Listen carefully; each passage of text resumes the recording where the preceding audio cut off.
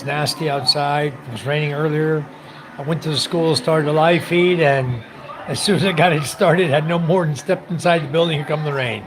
I had to rush out of there quick, shut down my live feed, get on the bike, and go home because I didn't want the Starlink Mini getting wet. It was outdoors, and the road is dirt, and I didn't want to drive home through the muck. I wanted to get home before it got to be that point, so I came right on back. Hello, Vince. How are you? Welcome, Vince. I'm having mango shake right now. Fresh mango shake. Can't beat that, huh? Anyway, just relaxing. Are you watching this then? Are you off this? Yeah. All right, turn that TV off. It's a little bit noisy. Anyway, so I decided, what the hell? I'll come in here, took my shower, sit down in the living room, and go live. Just chat with you guys. It's better than sitting out in the rain, you know? The school's looking good. It looked like he got the sink done.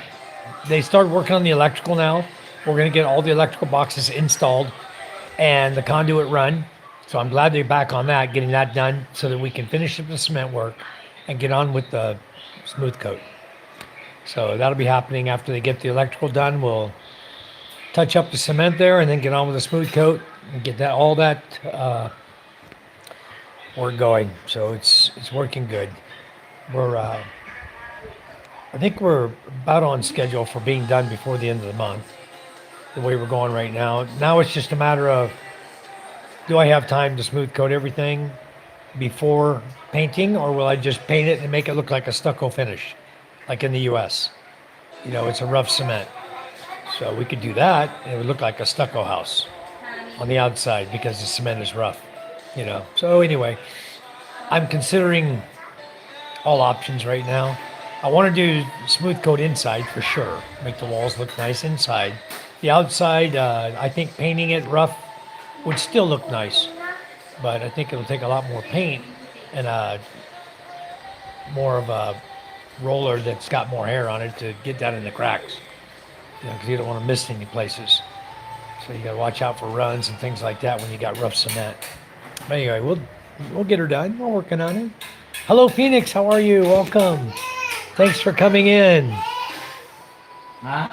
I got to make Nightbot say something when Phoenix comes in the chat. That's great. When you're done eating and doing what you do, you can watch TV, son. My son's bugging me to watch TV. He always got to interrupt my chat. Always.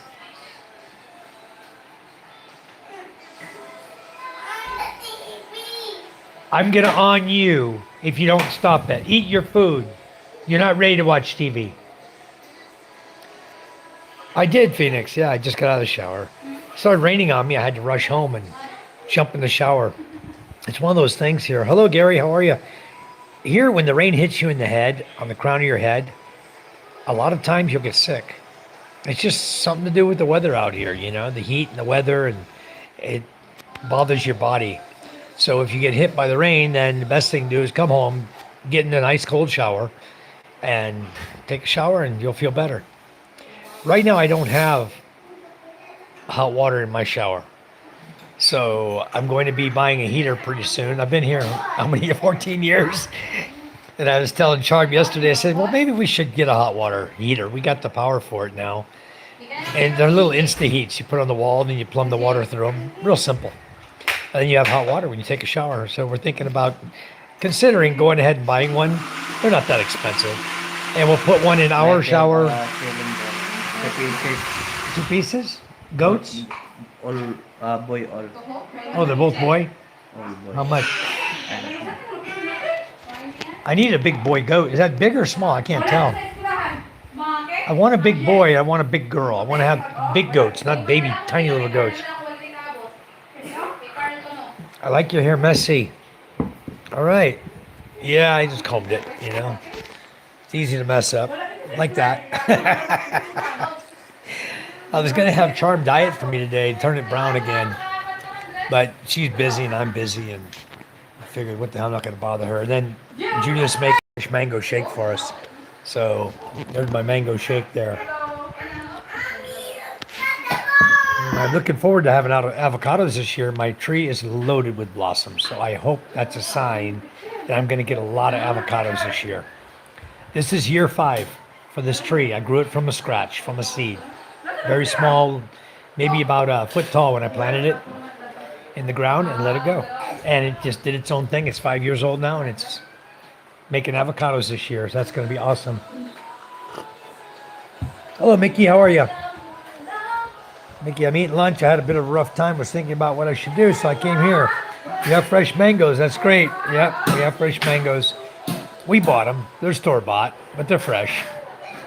We went groceries the other day. We picked up a bunch of fruits and vegetables and stuff. We always do when we're out shopping. We have so many fruits coming now. Guayabana will be coming. Star apple will be here next month or within a couple of weeks. The star apples we are producing now, some are pretty good sized star apples, like a big apple. They're getting ripe now.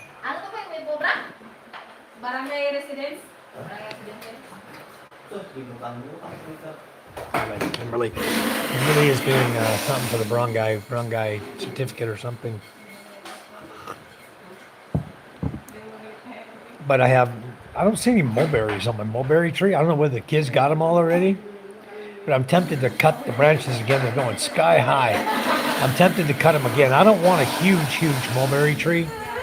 I want it to be more like a bush in the yard where I can get to the berries. Not be so high. I have to knock the berries down with a stick, you know. Rusty Pig, how are you? Welcome. Where are you from, Rusty Pig? Good to have you in the chat. Thanks for coming in. I appreciate it. You guys can like and subscribe. It'd be much appreciated for our channel. We're still growing. I was just looking, we're at 1,587 viewers or subscribers.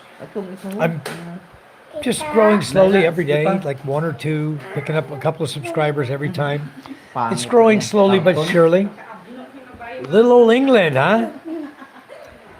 Boy, I'm watching what's happening over there. In fact, I saw somewhere that they intercepted drones coming that way. What? You gotta be kidding me. So anyway, I don't know what the hell is going on with those crazy lunatics over there in the Middle East. We'll try to stay out of their business. We're having enough problems over here in Manila. A lot of protesting against the U.S. Yeah, Cyprus, okay. We've got a lot of protests going on here in the Philippines about protesters are protesting the U.S. being here. The presence of U.S. Opening bases here and chanting that the U.S. is going to start war, cause war to be brought to the Philippines, and they're really chanting against the USA. So people like myself in the U.S. are foreigners who could possibly be construed as being from the U.S. just because they have white skin, might want to beware going into Manila, you know. The reason I had a rough day is some sellers keep increasing the weight on the weighing machine by using tricks. So I'm a little disappointed. Hello. The weight on the weighing machines. Oh, you're talking about the scales. First Pig is one of our bases. Yep. Good afternoon, Sammy. So you're on the ferry already. You're on your way. It's going to be a good trip for you. Have you left yet? Have you left from, what? Have you left from port yet, from Lucena? All right. Phoenix subbed you, Rusty. Sammy says, yes, we've left. Okay, good. So you left at 3:20. So you should arrive by about 6:30 in the morning. You should get there about 6 to 6:30. And when you come off the ferry, and make sure you have that little ticket they gave you at the gate when you went through Lucena. You had to pay. They gave you a little ticket. It's like a 2-part ticket. Make sure you have that because that's your get out of the port pass when you come off the ferry. When you get to the gate, they're going to ask you for that. So make sure you have that. Yeah, blue ticket. So just make sure you have that available as you're riding out, and keep it handy to just pull out and give to the guy, and you'll be on your way. Now, when you come out of the gate, no, No? We got dog. Bread, cheese dog. Okay. Asked me if I wanted a cheese hot dog. Charles making hot dogs. Na. Almost 3 that way. Almost threw it away. Oh, good thing you didn't. You need that to get out the gate. They're going to ask you for that. So good thing you didn't. Put that in your pocket, your wallet, whatever. Be ready to present that to them as you're going out. I know you might be a little tired in the morning, but usually what I do is I just, right about now, 3:30, I'll be up there in the lounge area, have a cold red horse, watch the scene, watch the ocean go by, then just relax. And usually I try to grab something to eat around 5. Did you bring food with you? Wow. If you brought food with you, that's good. If you had time to grab something to eat with you, that's better than some of the stuff they serve there. And then if you need to charge your phone, yeah, beer 30, that's right. If you need to charge your phone up, right there where you buy the beer on the lounge area, above on the third deck up, where you go up there to the lounge area where you buy your beer, the guy right there, you can charge your phone. And I recommend what I do. I usually wake up in the middle of the night, and I want to have my phone charged when I leave to use as my navigator. So what I usually do is I'll go up and put my phone up there sometime, between 9 and midnight, and then just go and pick it up in the morning. Everybody's rushing at that area around 5 in the morning to get coffee. So sometimes there's a line right there, but if you get up there, if you put it up there around 9, go up about 3:34, and go pick your phone up if you wake up then. Otherwise, wait till the coffee rush is over, or go get your coffee and then get your phone before you're pulling in. You got charging port on your bike. Awesome. That's cool. So you won't need that. I eat already. Okay, you're good to go. Time for beer. I'll have one with you in a little bit. I'm drinking mango shake right now. They just made fresh mango shake, so we're just sitting here relaxing, watching. I think my brother-in-law is watching boxing here. Some boxing. He's been watching boxing. My son likes to watch boxing too. The ladies are over there fixing the mango shake. Charm and Judith and her sons are over there. I went up to school, but I couldn't stick around up there because the rain started. I had to get the hell out of there.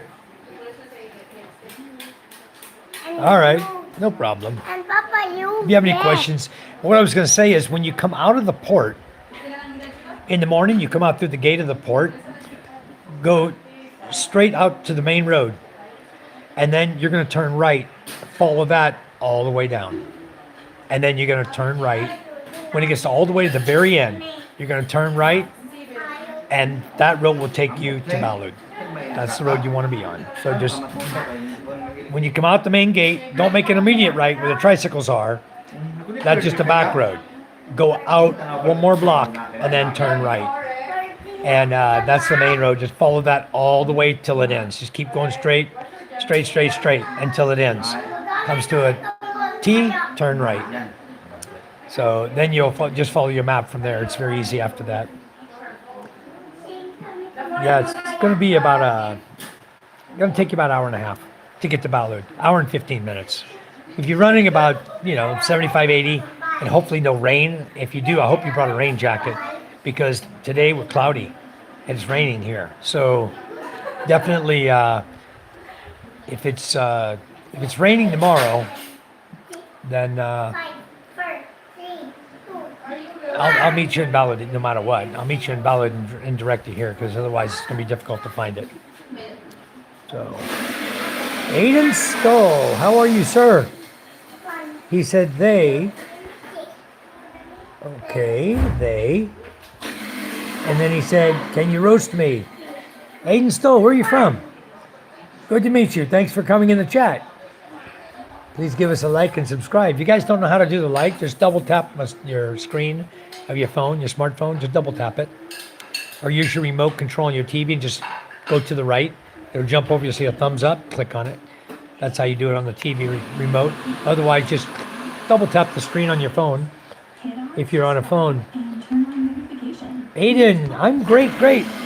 I'm over in Masbate Island, Philippines. Where are you at right now? Let's get started. Question number 1. Where are you from, Aiden? And where are you at? Where do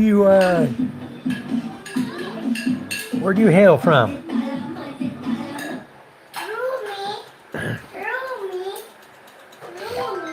Exactly. It's Sit. raining. Frederick. Rumi, real life. You're from Frederick, or that's your name, Frederick? Nice to meet you anyway. Next round. Thank you for coming in. Much appreciated. We do a lot of videos and everything for the Philippines to help people learn more about the Philippines. And I've been here 14 years, so I often give advice to people to try to help make their life a little easier while they're here. I moved here to be able to pick up and go at any time, anywhere. It is fun. Real life. Oh, you're from Frederick. Okay. Frederick where? What country? I've never heard of a country called Frederick, and I've been around the world a couple times. Well, my relatives visited Cebu. They didn't share any info. I have a quick question, for instance. If I visit the Philippines with my family for a tour, is there any temporary entry pass? Life is Zoe. I guess you're asking about a visa? It's a free visa. Round 3. You get 29 days visa upon entry when you come in the country. I'm not sure from India what the rules are, but I know coming from the USA, is that Missouri? Yep, Frederick, Missouri. A lot of Fredericks too. I mean, I came here from California. Mickey said the sun is roasting everyone. It's a little warm here. It's not today. It's cloudy. Papa, My solar's going very slowly, powering today. Zinu is a girl. What's a girl? Zinu. Ginu? Okay, watch TV, please, son. And turn the volume down. I'm live. Ah, you're from Maryland, Frederick, Maryland. All right. Awesome. I've been through Maryland once when I was traveling. I've only gone through Delaware one time. I flew from Holyloch, Scotland, or Glasgow. I flew from Glasgow to Rheinheim, Germany. Flew from Germany into Delaware, and then flew from Delaware down to South Carolina. I've only spent a short amount of time in Maryland, just traveling. Never went there to stay. But I understand it's very, very cold there right now. You guys are starting to come into spring, but it's still very cold there. Anyway, nice to meet you, Aiden. Very nice. 1 star says, did you guys stock up on fuel for resale on all your vehicles? Yeah, it's about to skyrocket, Mike. Yeah, 1 star. We are as full as we can get. All of our gasoline containers are full. Charm, did the diesel guy come? I think the diesel guy showed up too. The diesel guy. How much diesel did you buy? 30? So she bought 600 liters of diesel 2 days ago. We're stocked up. Diesel, gasoline, and gasol. We bought 6 containers in 2 days. 3 went empty. We filled them. Got 3 more. Next day we had 3 more empty. Went back, got 3 more. So we're stocked up on everything. Full stock, gasol, gasoline, and diesel. So we're all good. Yep. I'm waiting for the prices. Actually, I looked at prices yesterday. They went down. Our price it was 63.9 and it dropped. Yesterday, Charm and I looked and it dropped a little bit. What? Why do you stick your hand through my screen? Oh my goodness gracious. Look at this girl. She puts her arm right through the screen. Ay, ay, ay. Huh? Your e-bike? Where's your e-bike? Still there? Yeah. Pick a different colored flower in his one hand. Charm, how much we paid for rice yesterday per kilo? We didn't pay that. 1 star. We bought 350 kilos of rice yesterday. What was the cost of the rice? Total cost. Exactly. It's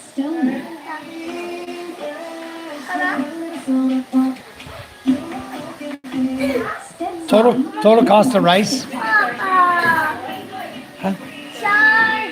For 35 per kilo, 1 star. Can you recognize this? Coming out of one San Carlos on Negros. Okay. What's for dinner? We're having cheese dog for dinner.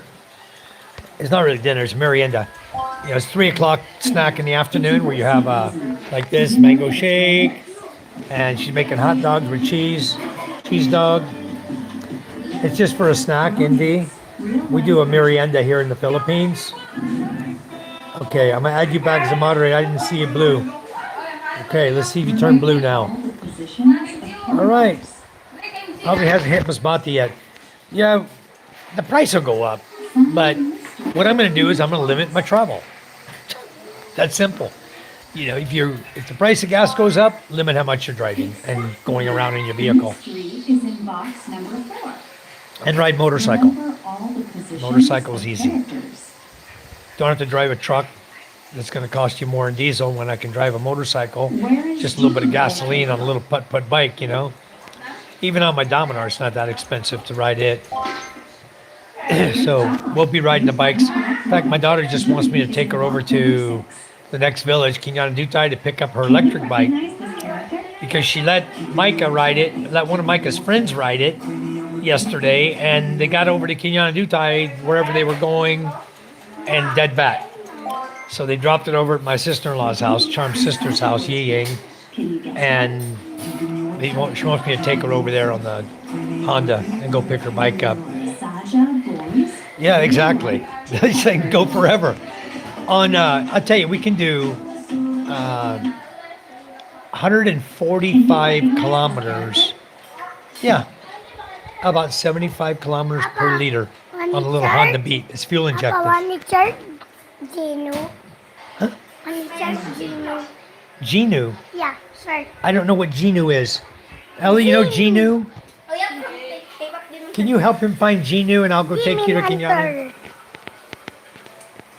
So anyway, Z.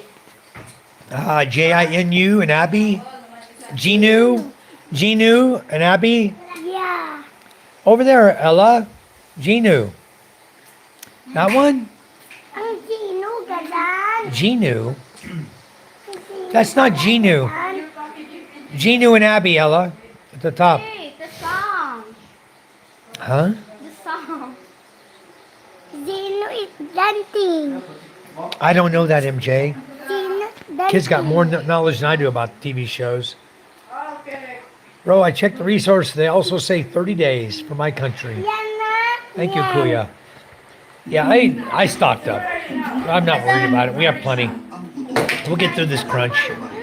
But no matter what, it doesn't really affect us because we're going to raise our price too. Even though we got a cheaper price, everybody's going up. We're going to go up too. Why not? You know?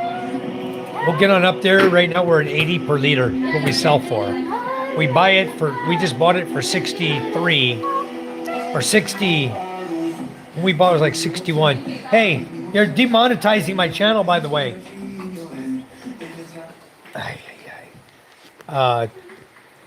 280. Wow, it went up 50 cents in the last 7 days. Yeah, it's gonna hurt for a little while.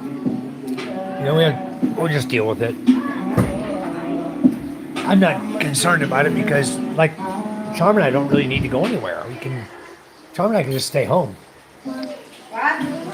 We don't need to go anywhere. We can stay home and save fuel. Huh? Stay home, I can't go anywhere. You can go anywhere? I gotta take Ella over. Charm, I'm gonna put this on tripod. Will you talk to these folks for a little bit? I'll let you guys chat with Charm for a minute. I'm just gonna grab my tripod here. I'll get the little tripod here. What? Charm, someone's on the front porch. Maybe they're charging Hey, there's a lady on the front porch. Sit up. Somebody's on the front porch. You can get that later, maybe it's not charging yet. Why would it not be charging yet? Because Micah is still in school. school. Okay. Evening. No. May tuyo ko na si mo kapatay sa imo.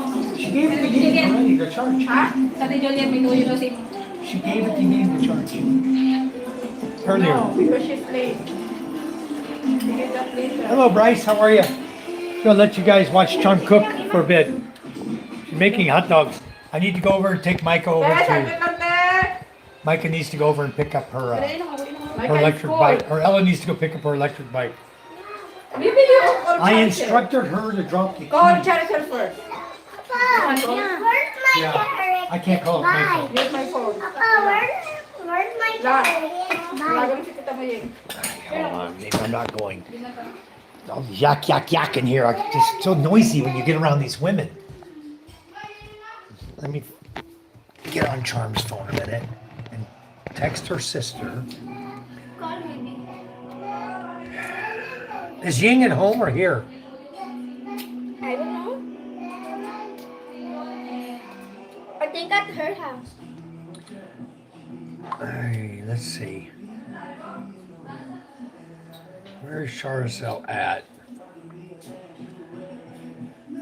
Teresi, got everyone here. Where's Charcel? I hate going on other people's phones. I can't find nothing.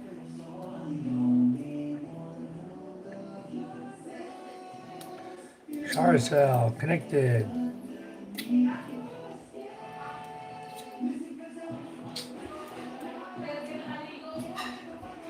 Here, Ella, you watch this. I'm asking her if is Ella e-bike charged. All right. You're noisy when you eat, huh? Is Ella e-bike charged? Okay, you get the answer on that, okay? If it's charged, we go get it. If not, we're not going to go get it. All right. Maybe I could log her. I don't know what's going on here. Shh. Guys, it's so noisy out here. I want to hide somewhere where there's no noise. Everything got noisy. Han, in the bedroom. There you is. Han, Yeah, wait a minute. Noisy out there. Anyway, just want to get away from him, you know? If I can chat, keep my head squared away. Hey, Aussie Jake, how are you? Yeah, Bryce says good going. Going good, man. Just kicking back. Awesome. That's what I'm doing, you know, just kicking back today. First time I've been on this channel and saw your name. Well, thank you, Aussie Jake. Yeah, they call me Thriving Expat, but really my name is Michael. Michael White, just like the color. From the U.S., from California. Last place I was before I moved here. Good, you know something? The beaches of the Philippines are continuously shown on local channels in my country, just like advertisement. More than likely, they're trying to improve tourism coming here. That's what they're trying to do. And tourism's picking up a little bit for this country. They do advertise a lot to try to get tourism to come into the Philippines. That's the bread and butter. I mean, between the OFWs going to other countries to work and sending money back to the families to support the families here, and tourism, if they didn't have those two things going on and a lot of expats living here, this country would be in a world of hurt. You know, it really would.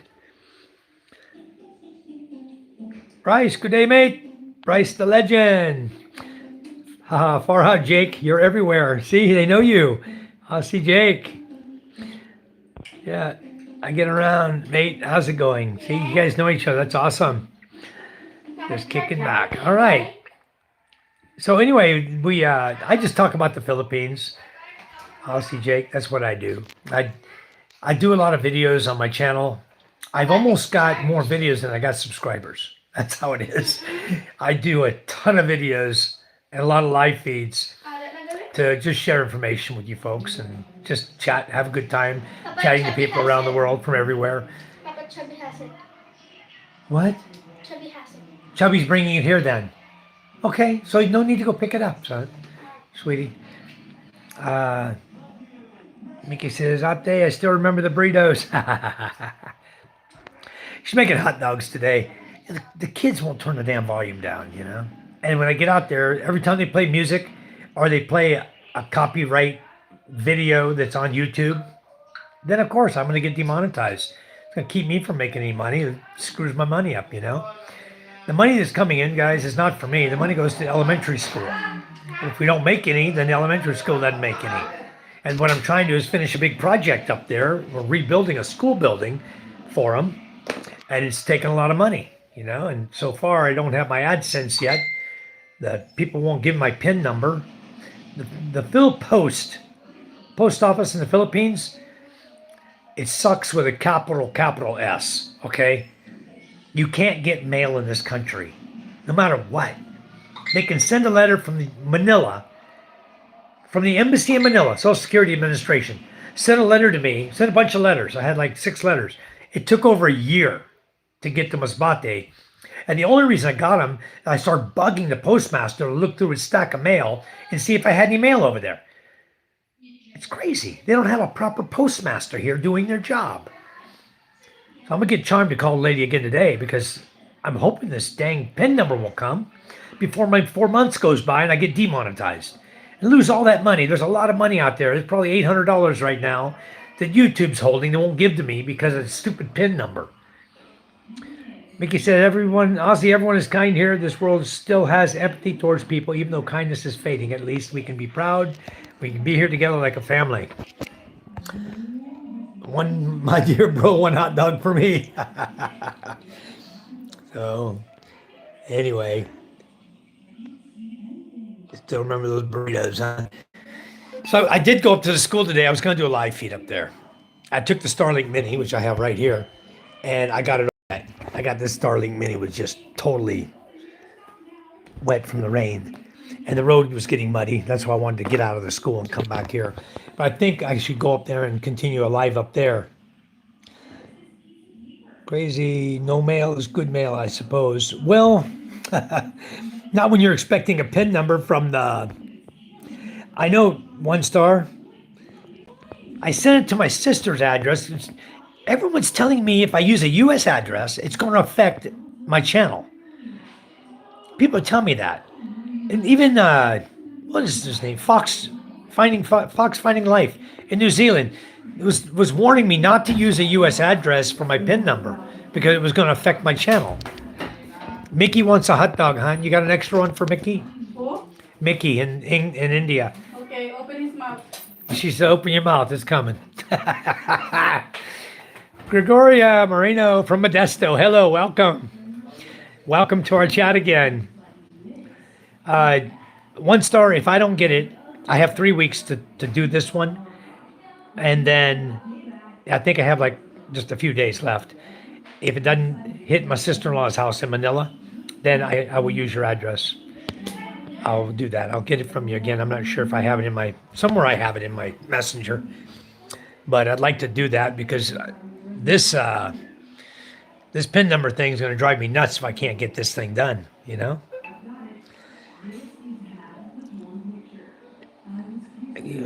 Due to the YT, I don't know. I don't know why he's saying don't do it. He said it's going to affect my channel. Somehow it's supposed to hurt my channel. If I'm in the Philippines, I use a U.S. address. I don't know.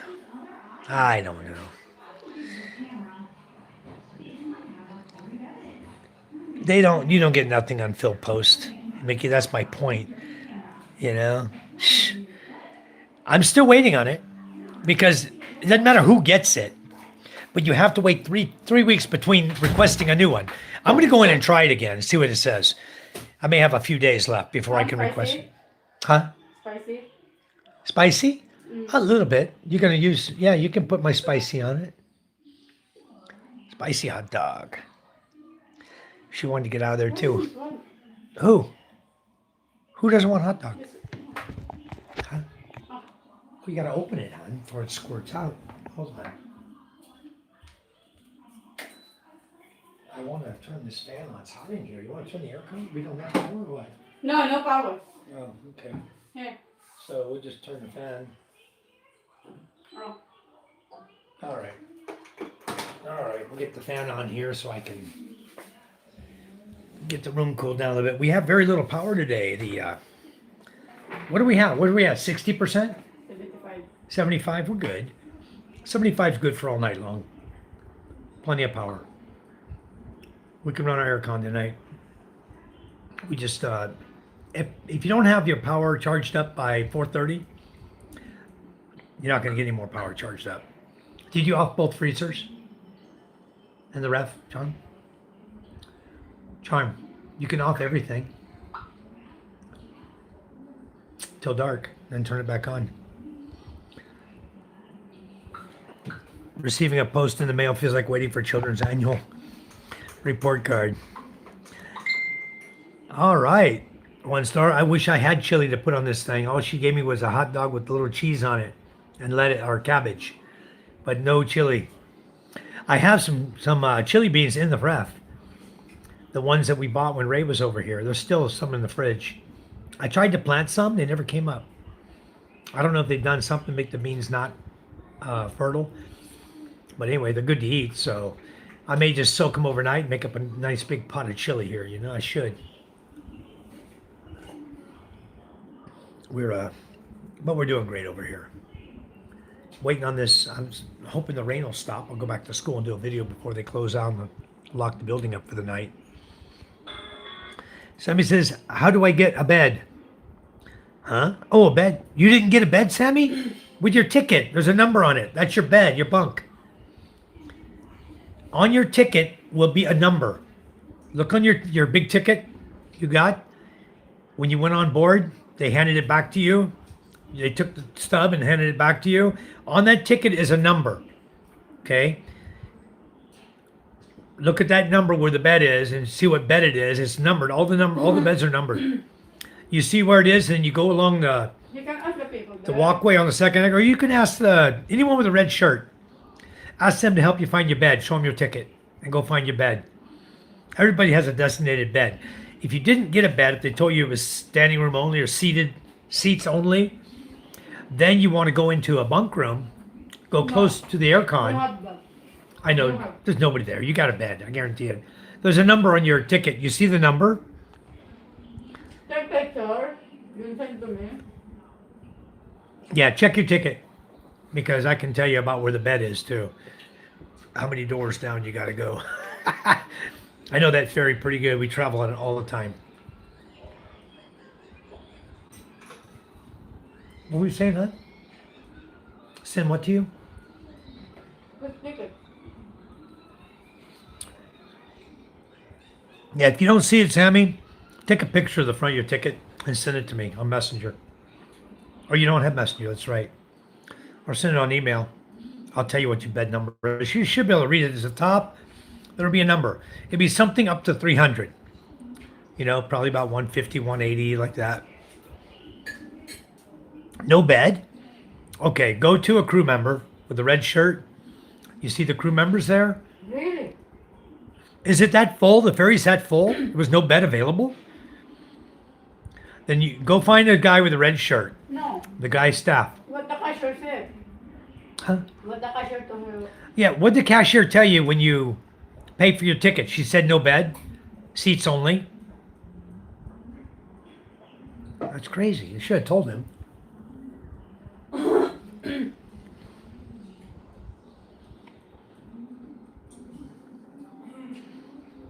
He brings his bike, right? Yeah, he's got his bike. So he's free.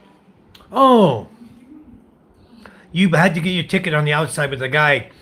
Okay, Sammy, what you do is just go in the bunk room. Right now, you're underway. Go in the bunk room But I'm sure a lot of empty there. and look for a bed. Yeah, I'm sure a lot of empty. Whatever bed you find empty, put your bag in it, your backpack, that's your bed. Do that. If somebody comes and says, oh, you're in my bed, then say, oh, go to the next one next door to it. Yeah, he's coming from Lucena. Yep. Lucena. That's where he's coming from. So, yeah, Sammy, just go pick a bed because when you got your ticket, you got it with your motorcycle. All right, so you had to pay there at that guy, and they didn't assign you a bed number. You just go find a bed, wherever. Go find one that's empty and hop in it. That's your bed, wherever you like. And then talk to the guy if you want a pillow, blanket and pillow. Just talk to the guys that have the red shirts on. They rent them for like 200 pesos. Okay. Oh, you paid on the ship. Okay. Yeah, just go find a bed. On the second deck, you see the CR. Go on the starboard side. The ship's facing this way. Go on the right side, starboard side. Go up about 2 or 3 doors past the CR, about midway up the ship, and the door should be unlocked and open. Go in the bunk room there. Just walk through the bunk room until you find a bed you like. I guarantee there's beds there. If there's none on there, then go to the bunk room farther back towards the CR. Well, Huh? your ticket. This ticket? Let me see it. Charmy just got the ticket. The guy didn't assign him a bed, huh? No numbers. Wow, 5'4" for a motorcycle, Charm. A-1. What does A-1 mean? Maybe that's good. Yeah, Sammy, take your ticket. Go to anybody with a red shirt. Tell them you're on with your motorcycle. You came with your motorcycle. Ask them where's your bunk, where's your bed, and they'll show you the bunk room. And if you don't get any satisfaction that way, then we'll get you up to see the boat captain. I know him too. And I forgot what bed he's in. Like 241 should be empty. One he always lets me have. If I get there and I don't get a bed, I get a chair only. I go to him. He says, "Oh, go sleep in my bed." Number 241. Yeah, it's overnight ferry. He'll be here around 6 in the morning in Masbate. Yeah. Good. There you go. There's lots of bunks this time of year. There's nobody on board them ships. You know, there'll be, when we go sometimes during vacation times, it's horrible. It's standing room only. And then I still can go talk to the guy with the red shirts. Last time I had to pay $500 a bed. And they gave us 4 beds. That was when Ray and Lynn and Charm and I were traveling from Batangas. We were traveling from Tagaytay back to here. And we just paid the guy $500 extra. And he found us 4 beds to sleep in. You can do it yourself. You just go through the bunker and you find a bed you like, hop in it, you're good to go. That's cool. You got a bottom bunk. That's awesome.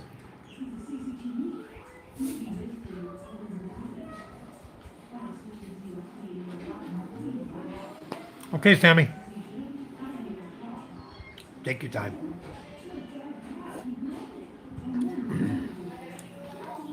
So Sammy should be here tomorrow morning. I'll meet him in Balud, and then we'll drive here to the house. Spend a few days here before he heads over to Cebu. I think he'll have a good time over here. I'm trying to get the guy. I think we'll push the boat out in the water if it's not too windy. So he's only going to stay Thursday. He'll be leaving. He'll arrive Tuesday. He'll depart on Thursday, probably around lunchtime or so, heading back to Masbate because the ferry leaves at 6 p.m. We'll get him a ferry ticket going to Cebu. Trans-Asia ferry leaves at 6 p.m. from Masbate City, arrives in Cebu at 6 a.m. Lilith, how are you? Welcome. Welcome, Lilith Long. Thank you so much for coming in again. I forgot where you told us you were from, Lilith. You're from the Philippines, right? Where are you from, Lilith? Don't mind me, I'm having a hot dog. Yeah, thanks for coming back in. Much, much appreciated.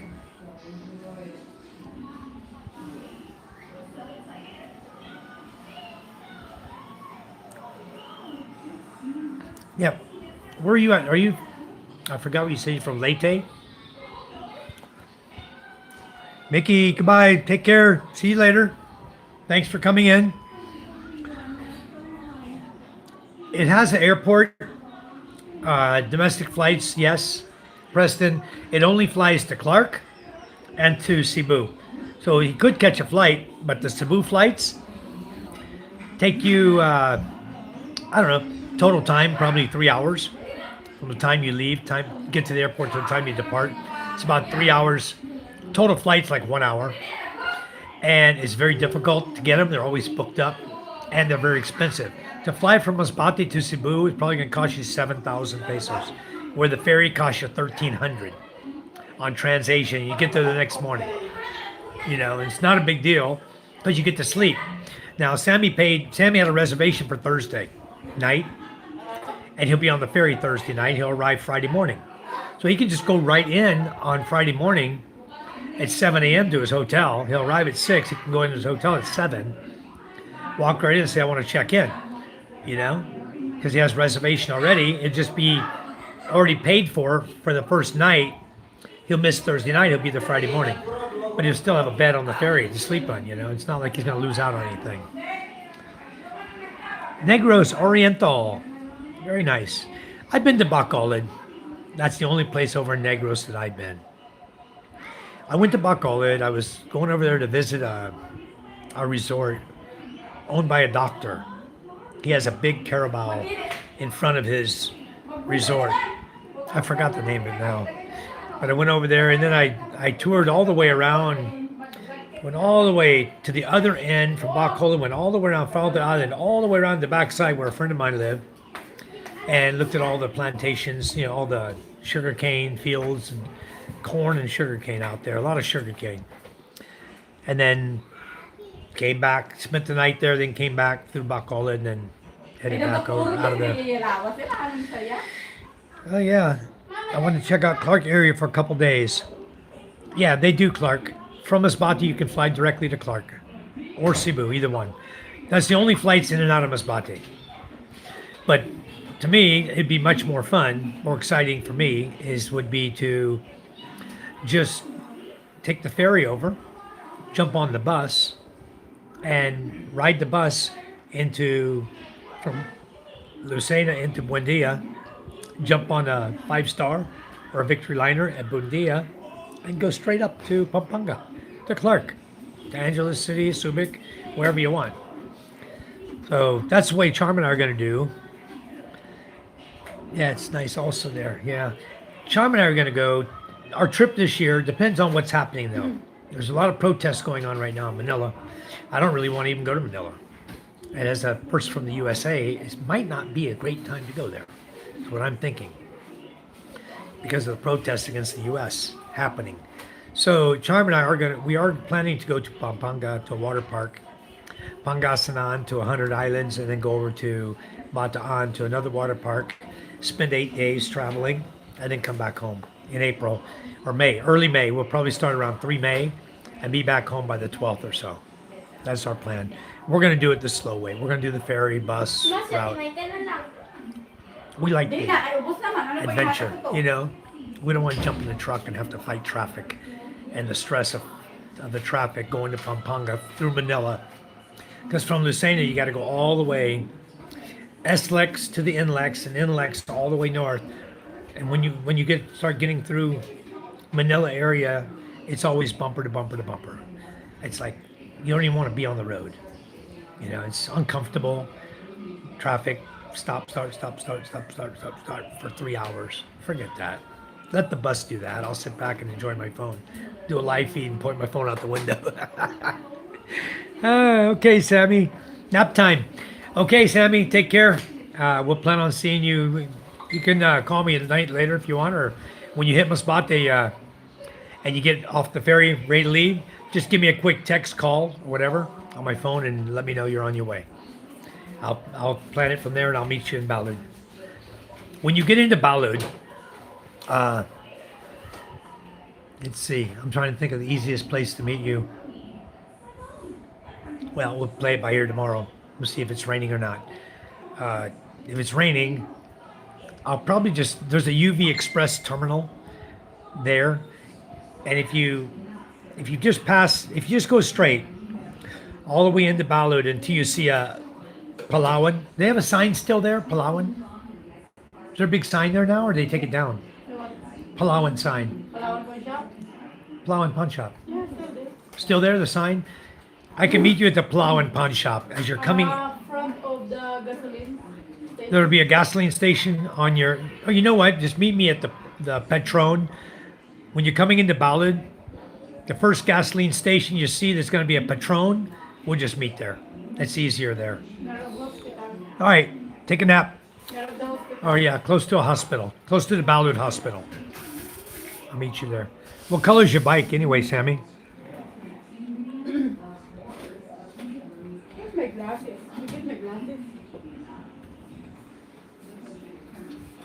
Maybe in the kitchen. Ila? Yeah, Patron. Ikaw nga ako sa Plan on meeting you there. That's easy. Salamin ko wala naman dyan. I'm looking for her glasses. All right, go enjoy your nap. You can enjoy your red horse later. That's what I always do.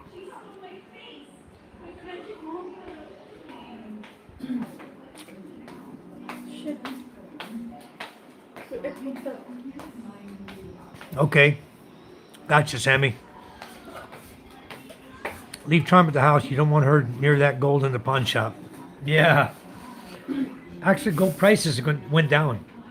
When the dollar Oh, the dollar now? 59.7. when the dollar goes up, gold drops. Right now, the dollar has gone up to 59.7. Almost 60 pesos per dollar. Wow. That's good. Going back up again. I'm looking forward to it.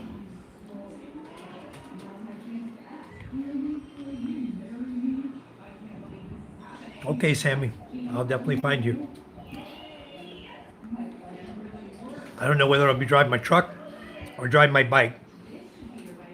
We'll see what the weather does. I can't take my Dominar out in the rain, in the mud, but I can drive the truck. I don't mind it getting a little muddy. Yeah, going up. It's almost 60. 59 point, what did you say it was 59.7? That's good. 59.7, getting up there. 59.4 yesterday, so it's still climbing. Anyway, we'll let you get a nap. I'm going to go up to school here shortly. 59.44. Huh? 59.44 Yesterday or today? today. 59.44, Charm said. She corrected. 59.44. But still going up.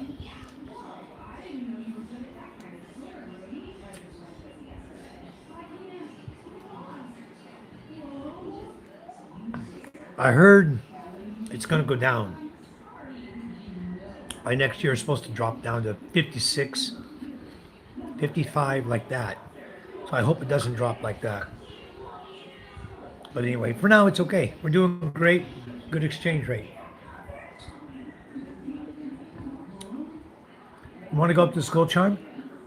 I don't know. Oh, Ila. She slippery there. Going down? Walking? Yeah. Did she hit her head? Her elbow. Then the shake, she bring to Mamang's house, broken. Wow. The glass. My walkway is slippery, Charm just told me, because of the rain. Time to pressure wash.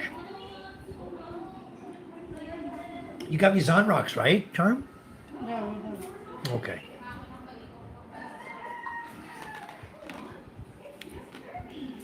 If it stops raining, I'll go out and spray that walkway with sun rocks and then hit it with the water hose and try to flush the algae off of it. Not good. Anyway. Yeah, one star. Anything above 51 is great. It really is. When I came to the Philippines, exchange rate was 41 or 40 to 42, somewhere in there.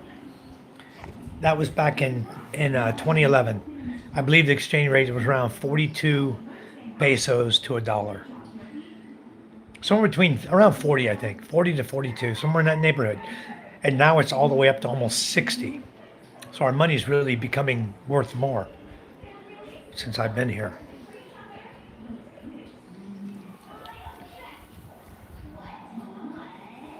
We'll check outside, see if it's raining.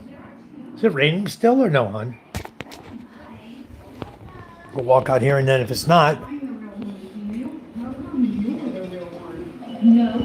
Are you okay, hon?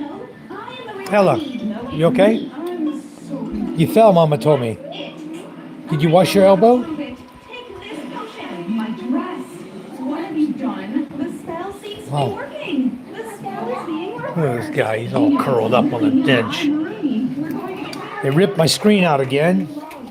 Just replaced this not long ago. Look at that. Already ripped out again. Gotta buy some more screen wire. I may have some. I think I bought enough to do it twice. Screen's tore up again. Papa, do you know where I fell? No, where'd you fall at? Down there on the walkway? Follow me. I think it's still there. Shake. The shake is down here. You picked the glass up? Huh? She slipped down there on the walkway where the algae is. It wasn't on the rail side. She was just walking down the other side.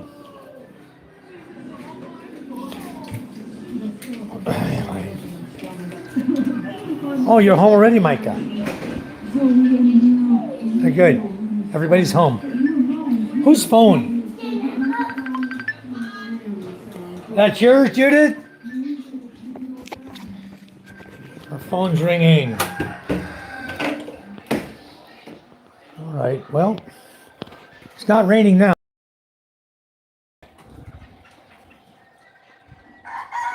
Too bad. It's still cloudy as hell, but not raining.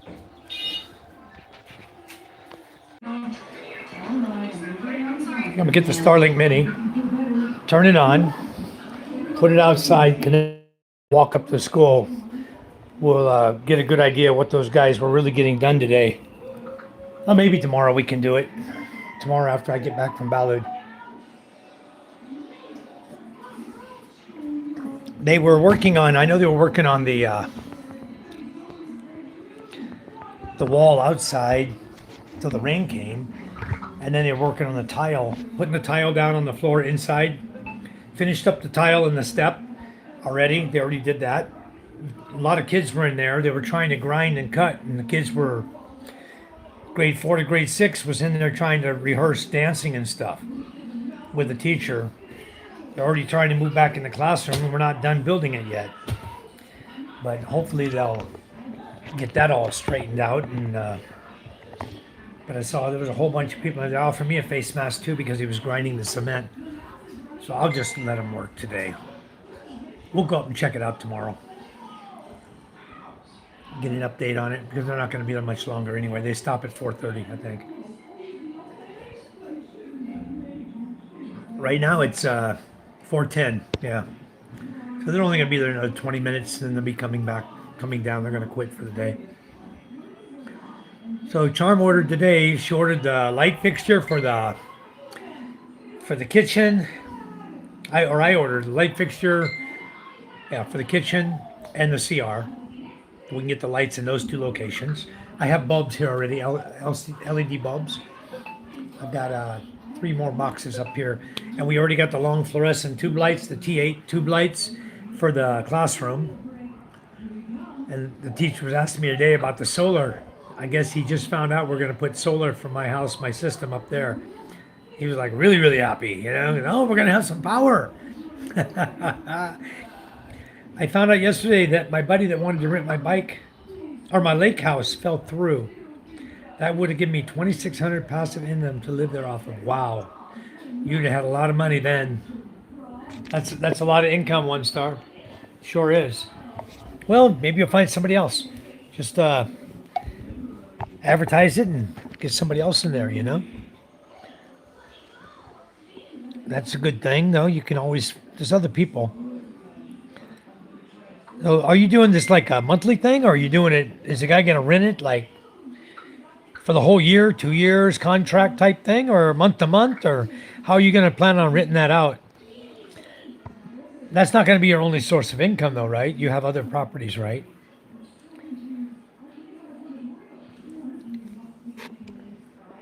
But that's a good start. I mean, that's a lot of money. But, you think about it, even if you had to lower, you got a lake house, let's say you lower it down to, say, $2,300 a month. I could have left all my stuff in my house. Yeah. Well, even if you lower the price down on your lake house, to say $2,300 a month, you can live just fine over here on $2,300 a month. You can live excellent. That's a lot of money. Even at 50 to 1, that's 100 grand, over 100,000 pesos a month income. That's a lot of money. You're not going to spend all that, you know? Well, there are some guys that could spend it, but I don't think you would. There's some guys I know that I can't figure out where all the money goes. I'm talking about one particular guy right now that's down here in the village. I don't know what he did with his money. He must have earned about 3 million pesos over the last 9 months working in Alaska and came here and is no money. Hard to figure out. Anyway, trying to work out some kind of deal with a guy. He wants to buy some items while he's here. So, trying to work it out with him. Well, I have 11:30 from the Oklahoma House passive. That's plenty. That's plenty to get you started. What I would do, though, definitely if you can get the other place rented, and even if you have to take a little bit more loss on it, it's still worth it. You're going to have plenty of income for the Philippines. That's a lot of money to come here with. Pretty much can do whatever you want, stay wherever you want for that kind of money. And especially if it's monthly income, you'll have plenty. We don't spend all our money. We're looking to buy some more properties now, but we're waiting to get the word on them and make sure of the documents before we put any money. No more lots on people's word, you know. Nobody can be trusted. When it comes to land, no.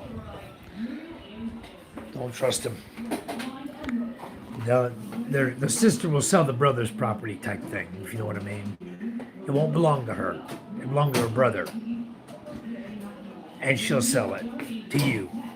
And then you'll find out after the fact, oh, it didn't even belong to her. It belonged to her brother. Her brother's OFW somewhere. So she's just trying to make income off his land. It's really in his name. So always go to the tax assessor first on any property you're interested to buy. First thing, if it's in the province, you go to the DAR, Department of Agrarian Reform. Okay? They know on the map who owns what. Okay? Because DAR takes people's property from them who are not using the land. If you own over 5 hectares of land and you're not using it, farming it, working it, doing something with it, it's just stagnant land sitting there, DAR will go and inspect your land. If it's over 5 hectares, they will put a judgment against you and take your land. They will claim non-use, and because they're part of the government, they have the planning. There's nothing you can do about it. If you're not using it, that program in the Philippines says land that's not being used over 5 hectares, DAR has the right to remove it from you and give it to somebody else to farm it. And they might even divide it up. You have 5 hectares, they might give it to 5 people. Divide that land up into 5 people's lots, 1 hectare each for farming. They want your land. Even the vice mayor here, his family just lost like 25 hectares, 26 hectares of land because DAR took it. Nothing you can do about it. He wasn't using it. He runs cattle, right? He has cattle farm, big cattle ranch. Well, this particular area of land had belonged to his mother, had passed down to the children, and they weren't using that land yet for anything. And DAR went in, did their little research, and took his freaking land, 26, I think it was 26 hectares of land. Took it from him. So, and he's a vice mayor. And nothing he could do about it. He had a lot of land, but they took that 26 hectares.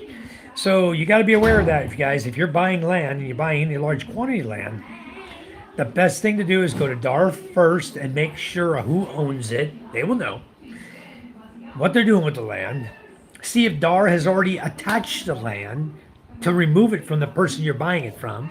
Okay? They've already submitted the documents to the courts to take the land. That person trying to sell is just trying to make a quick buck and get out of there. Okay, and they don't own it anymore. DAR is already taking it from them. So if it's provincial land, go to DAR. First stop, second stop, tax assessor's office. After the tax assessor's office, go to the regional, go up to the land property office in the main city and go check the registry of the titles or registry on that land plot. Okay? Register of deeds. You go there. You check the registration on it to make sure who owns it, what's going on with that property. Make sure all the numbers jive. Make sure all the people's names jive. Okay? It's really weird. Like, my father-in-law has a plot of land up here that belonged to his mother. Now they have, from the mother, or his mother, they were named, I think they named Din, my brother-in-law, as a beneficiary of that lot.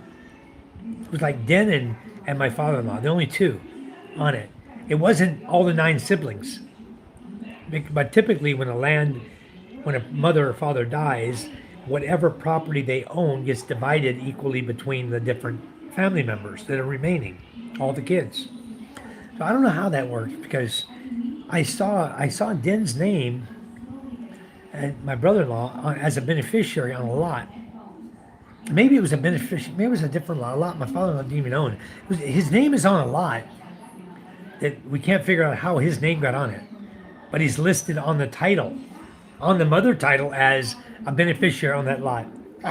So at some point he'll get land out of it. He'll have the ability to get it because he's on the title. How he got there, we don't know.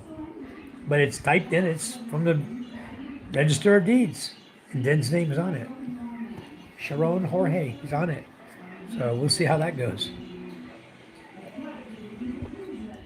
But we were looking at this little house over here on the beach. I'm thinking 1K SN will be plenty, but I will rent for a year and not worry about land and houses and junk. Keep it simple. That's the way to do it. Just keep it simple.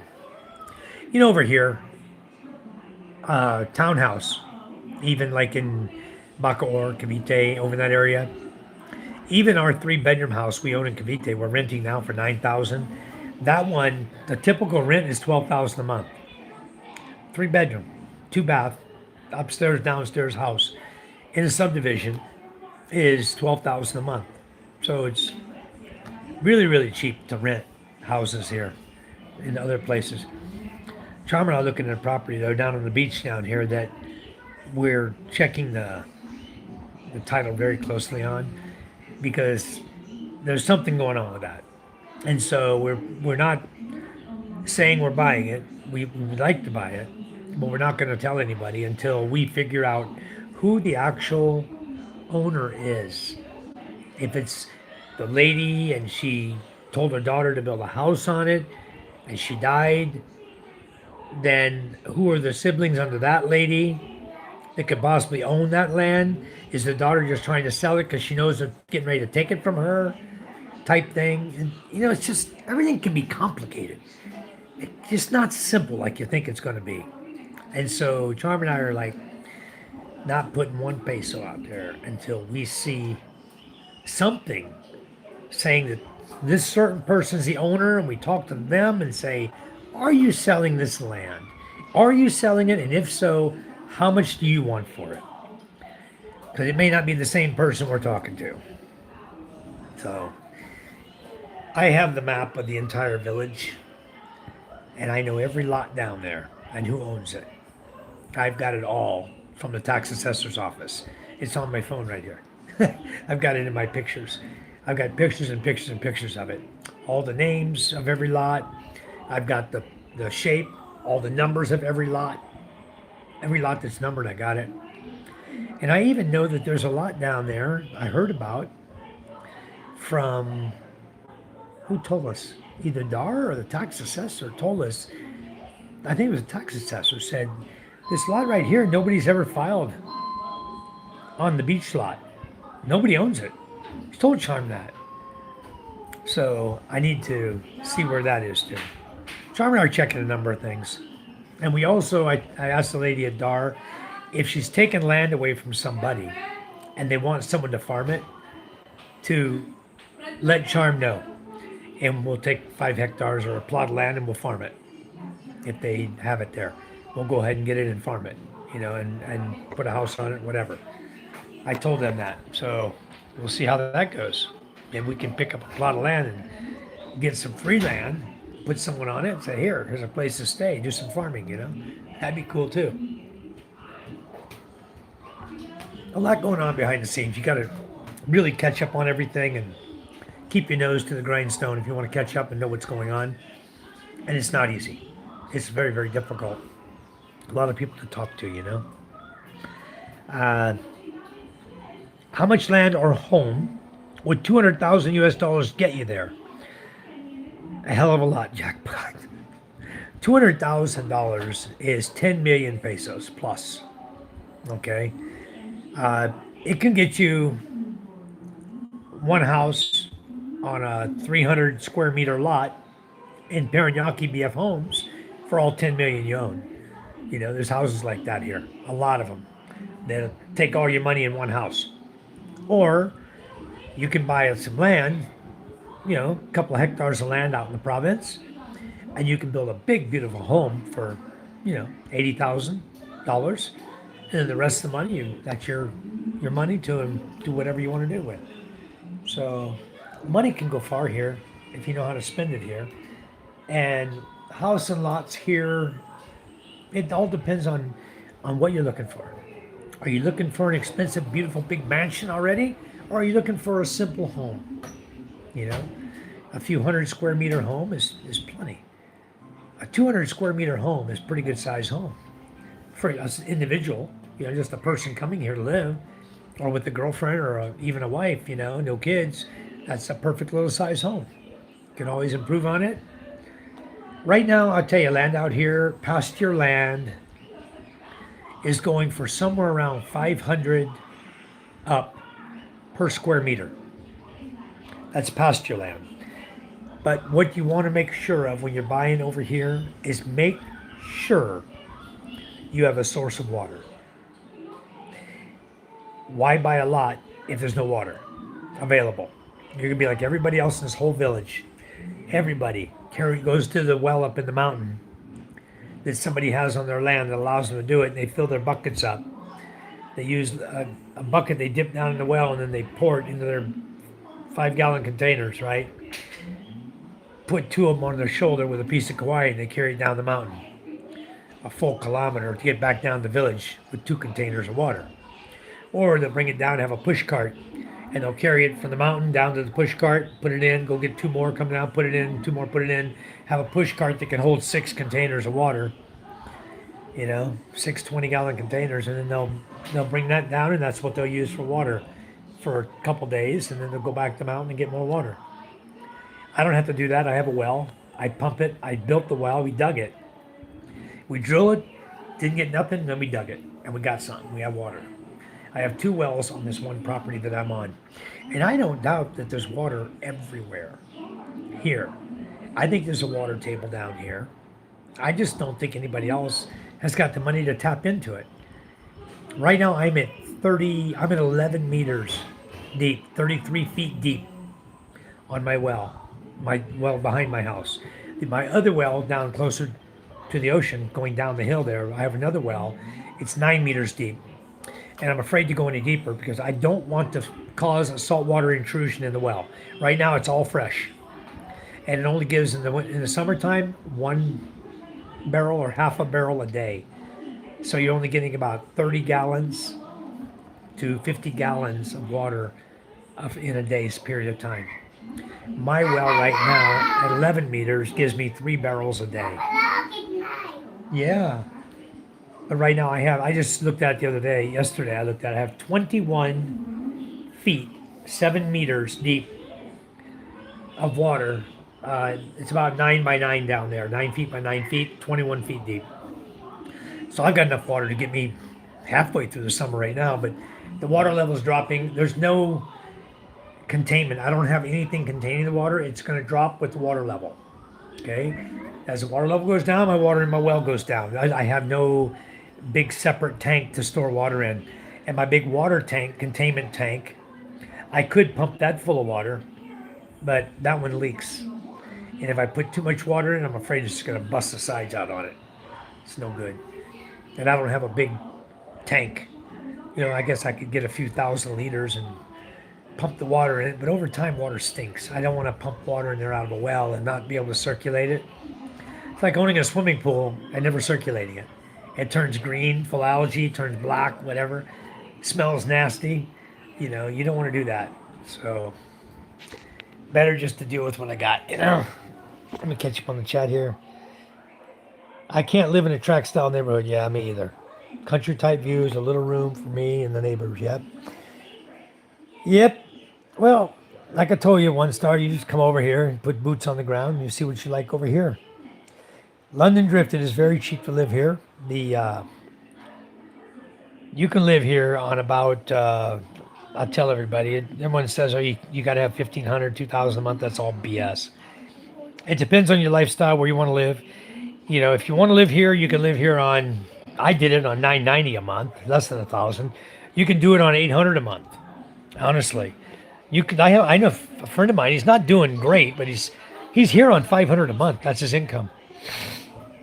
So he's got $500 a month income, and he's supporting his girlfriend and him. They live in a little shack. He doesn't have a lot of freedom money to run around and spend for other Papa, things. I'm running But for a representative for my grade, and my grade the grade that I'm gonna represent is grade 8. grade 8. Yep, because I'm gonna represent my grade in the next school year. So you're gonna be like the president of your grade 8, Nope, just a representative. a representative for grade 8. What do they have to do? What do you do? Just help my things if I win, like Okay. designing and stuff. Okay, so that's what you want to do? Yeah. So one day you're gonna be like Miss Kinyan and Tonga, huh? The Queen of Kinyan and Tonga? Huh? I don't doubt it. You might be. Maybe you and Ella both. When she gets to high school and graduate, she may be the Queen of Kinyan and Tonga. You guys may be the belle of the ball. Yep. Who knows? You're beautiful enough. Tarzan, my wife got a house in the Philippines. Awesome. That's very, very nice. Hello, Tarzan. How are you? Welcome. We're in the Philippines, Tarzan. London Drift. Yeah, it's very cheap to live here. Where are you from? You must be from London, England, I'm guessing, because it's London. It's the only London I know about. But are you planning to come to the Philippines? Because you're right, it's cheap to live here. When you compare it to the US or England or anywhere else in the world, living in the Philippines is much, much cheaper. Now, I'm not going to say gas is cheaper, because it's not. Okay? You guys, even in the US, you said your gas went up to 260, 280, went up to 280 a gallon. A gallon, 280. That's 70 cents a liter. 70 cents for a quart, right? 70 cents per liter. We are paying 63 pesos per liter. So we're paying $1.10, $1.15 per liter for fuel, where you guys are only paying 70 cents per liter of fuel. That's the difference. A big difference between the Philippines and the US. In fuel costs, we pay more. Electricity cost, we pay more. Our electricity here in the typical world of the Philippines, if you're coming off the grid, you got an electric bill from Meralco or an electric company, you're going to pay anywhere from 12 to on up pesos per kilowatt hour. 12 to about 16 or a little higher. So electric bill here is not cheap. Not cheaper than where you live, I can tell you that. But food, fresh food in the market. If you go in, let's say you want to buy grapes, it's 280 pesos a kilo. So a kilo is 2 pounds, 2.2 pounds, right? So you get 2 pounds of grapes for 280 pesos, which is about, take it out of 60, that's $4 and about 20 cents, 30 cents for 2 pounds of grapes. So about $2 and something a pound for grapes. So compare that to where you're living and what it is there. Fish, I got a boat. I'll go catch fresh fish. They'll give us fresh fish. I pay 200 per kilo for crab. I bought some yesterday, day before. Pusit runs about 180 fresh per kilo. And if my boat's catching it, fine. If not, then we can buy it from people. And there's all kinds of fish out there in the oceans they do catch. They bring us, and then we cook that too. So we have fresh fish almost every day available. So that's the advantage of living right on the ocean. If you're here where I live, you can do your own farming, do your own gardening. You can raise your bell peppers and your tomatoes and carrots and radishes and whatever you want here. Your peach eye, your, you know, cabbage, lettuce, whatever you want to raise, tomatoes. You can farm your own food, that's what I'm saying. And the cost is really cheap to farm your own food. Vegetables here are not cheap. I want to think that carrots are around 200 a kilo. Red onions, I think, are the small red onions. I think are about probably around 200 a kilo. Sean knows all the price on that, but stuff is cheaper, I'm sure, than the U.S., but it's still not cheap. Cheap. Housing is cheap. A house rent is cheap compared to the U.S. Okay, when you compare yourself there, like I'm renting my place right now, we're renting at 9,000 a month, 9,000 pesos. That's what, less than $200. These guys they're getting my house for less than $200. Because if it was 200, it'd be almost 12,000, right? They're getting my house for 9,000. It's probably $170 a month for a 3-bedroom, 2-bath townhouse. In the province, it's a lot cheaper. You can pick up a place for 5,000, 5,000, 8,000, like that. A house. Anyway. Yep, cost of living's cheaper for sure. Tarzan, hello, I made you a moderator. My wife got a house in Philippines, Valencia, close to Dumaguete. Okay. Valencia is really nice. You know, I personally, I don't want to live on Negros. Okay, period. I don't want to live there. I don't want to live in Valencia, and I don't want to live in Dumaguete. And if you go over there, Tarzan, you're going to realize what I'm talking about. Unless you just absolutely love foreigners. You know, I didn't come to the Philippines to live in a subdivision of foreigners. If I want to do that, I'd stayed in the USA. You know, I came here to get away from all that. All the drama and everything that goes with that. I don't want to be anywhere near it. When you guys get here and you start say, oh, my friend's over in Dumaguete. Yeah, it's Dramageddon, guys. They'll brag it all up and everyone talks about Dumaguete. Angeles City. Subic. Okay. Yeah. The bars are there. The girls are there. Go for it. You know. If you want to really live in the Philippines, get the hell away from foreigners. Get out and find a place with some land and buy it and live away from foreigners. Get away from the drama. Foreigners bring drama, guys, and that's a fact. Okay? It's a fact. There's always drama with foreigners. $3.99 a gallon here in North Carolina, Captain Ferron says. Wow. That's quite a high price right now. $4 a gallon. Wow. You guys are catching up with us, see? But it's going up here too. Yeah, it's nice in Valencia. I just wouldn't live there. I wouldn't live there. I wouldn't live in Dumaguete. I wouldn't live over in Negros, anywhere in that area where you got to go into town. You know, you got to be exposed to all the drama and the crap around there. And, you know, I'm going to tell you what I think and what I can see is happening. You see all the protests right now going on against people from the USA, the bases, Americans. They're protesting the USA, all right? A lot of us are here from the USA. A lot of people know there are a lot of foreigners in Dumaguete from the USA. You see where I'm going with this? So don't put yourself in a position for crap to happen. Me here, they know Mr. White. Everybody likes me here. No protester is going to protest the USA and come here into a village that's 95% my relatives of my wife and come screw with me in this village. They won't do it, okay? It ain't gonna happen. But if you're in Manila, you're in a city where they know there's a lot of USA folks, okay? Especially like Angeles and Subic. You watch where the protests go from Manila. Where they're gonna go? They're gonna go north. They're gonna go to Clark. They're gonna go to Subic. They're gonna start protesting outside the military base there, around Clark and Subic, and protesting against Americans over in Angeles. Believe me, it's going to get nasty before it gets better. This war is causing a lot of hate and discontent, and it's happening right here in the Philippines too. So you guys all be careful. That's all I got to say about that. Be careful where you go live. Be careful where you're settling down, because it may not be the best place in the world. Do your due diligence and find the right place that you're going to be happy in. Me, I'm happy where I'm at, and I'm almost to the point I don't want to keep telling people where I live, because this place could quickly become many, many, many foreigners here. It's a beautiful, beautiful place, you know.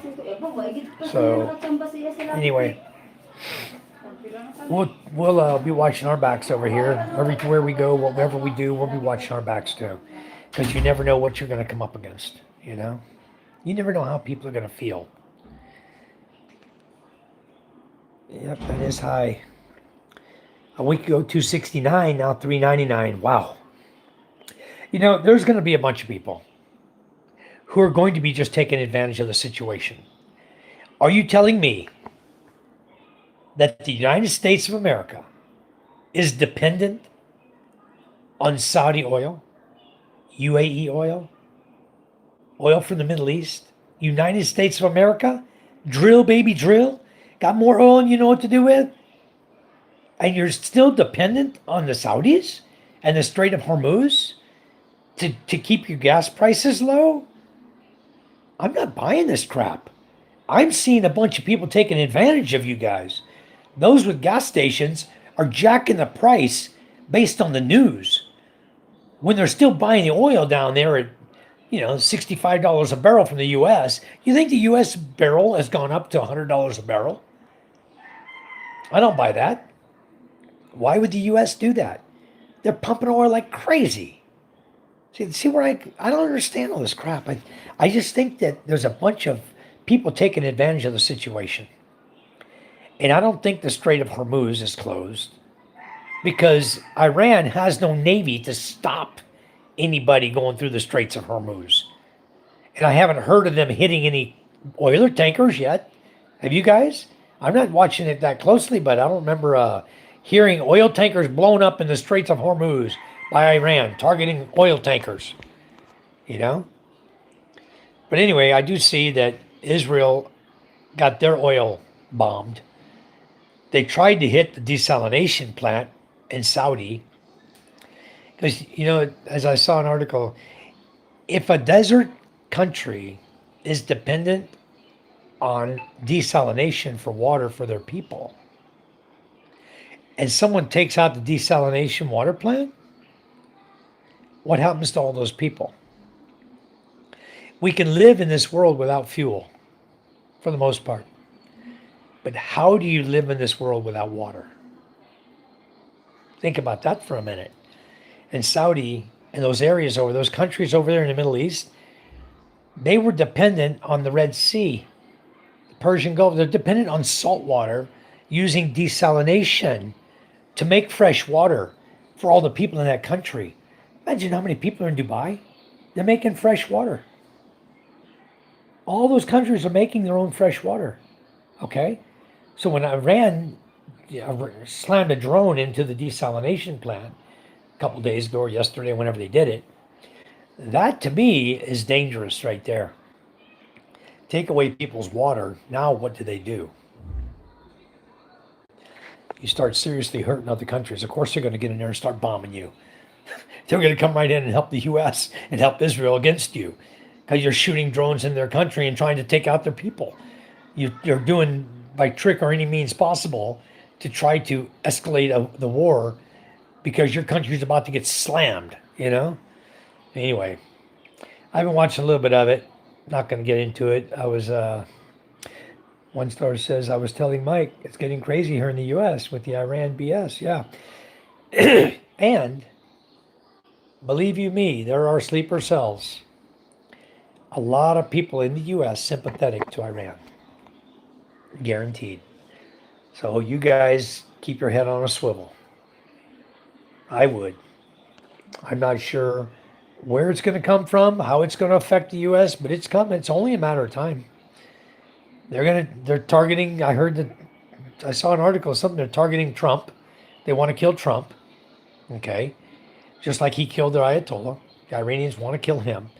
So he's got to be on his super toes. They tried to kill him how many times before he was elected? It's not the first time. It's not going to be the last. So everything's not so cool everywhere. But over here in the Philippines, you know what? I feel safe, guys. I can turn off my TV, turn off my phone. I can do my everyday routine, and I don't even have to hear about it. I'll only be affected when I go to the gas pump to replenish the gas or call the guy to bring diesel for the diesel we sell. Sayer, welcome. Thank you. Thank you so much, Sayer. So living over here is a very, very safe, beautiful place to live. And I'll tell you honestly, I live up where Sayer lives, up by the Northwest Territory. I'd be up there living if I had to live back in the U.S. I would feel so safe up there in the Northwest Territory. I really would. North of Canada, north of Vancouver, British Columbia, up there, that area where it's very, very cold. I'd feel real safe up there. I'd love it up there. I bet there's a lot of gold up there too. I'd be a prospector. I'd be hunting beaver. Tarzan, I met my wife in Dumaguete. She worked at a call center. Oh my God. Tarzan, I've never been to a bar. That's very, very good, Tarzan. You might have got you a real good one there. I hope so anyway.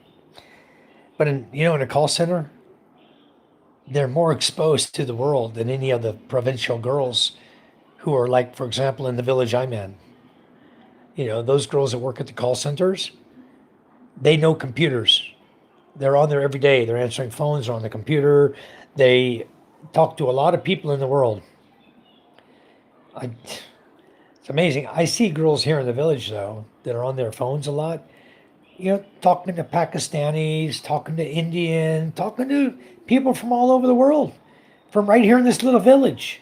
They're learning how to get around and how to correspond with people. I don't know if it's via Facebook or whatever apps they're using, where they're going, but they're figuring it out. So times are changing. I've been to many, many bars, Tarzan, but I didn't pick up my wife in one. I met her online. She wasn't really westernized, but she spoke good English. She worked in a factory that made Verizon cell phones. That was her job. So I got a good woman. I only hang with my in-laws. That's a good idea. Captain Frone, I live on the East Coast, North Carolina, and gas is high already and now getting ridiculous. Yep. Captain, my sister-in-law is down in Florida, but her husband, what I understand, he got hired in North Carolina. He's an accountant. I heard he's going to be going somewhere up in North Carolina to work pretty soon. They built this huge, beautiful home. It's between Cocoa Beach and Miami. It's in that stretch down in there. I forgot the name of the town. But they built this big mansion, huge, like 5-bedroom house, big sweeping staircase going upstairs. It's like crazy amount of money they spent on their house, right? They only got 2 kids. She's Filipino. She's working, he's working, and they're making bank. And so they're spending their money like they're making bank too. They're in the U.S., So anyway, they got a job. Supposedly got a job in North Carolina now, so he may be living up there pretty soon. It won't be so expensive on him, I don't think, as Florida. I think Florida is probably a pretty expensive place to live too. Tarzan, that's smart, hang with your in-laws. My son married a Filipino nurse in New York City. Oh, isn't that cool? Where's she from? Is she from the same area where you're at? Near the same area where you're living? Valencia. So you're saying Filipinos are mad at the U.S. over Iran? One star, they're protesting. saying that if they, because they allowed the U.S. bases in the Philippines again, that the U.S. is going to bring war upon the Philippine country. That's what they're saying. That's the gist of their protesting. Okay, and they're really fighting the police down there outside the embassy. I mean, they're pushing the police around, grabbing their shields and pushing them around and acting like the police ain't crap. I have a feeling there's going to be a bunch of them get their heads busted about it pretty soon. Right now, they're not doing anything to the protesters too much, and I watched what they were doing to the cops. And you know what? If I was those cops, I'd be pounding some heads on those idiots. But probably if they do, they'll get in trouble, you know. But that's what it looks like. My Filipino have been in USA 11 years. Very nice. Are you still in USA? I mean, you say you bought a place in Valencia, or she owns a home in Valencia. So I'm assuming you're still in the US then. You're blessed. Am blessed at 55. Hello, I like your name. That's a cool name. Am blessed. Sire, thanks for the floating heart. Much, much appreciated. All right. Big hug to you too. My door is open to you guys. Well, thank you.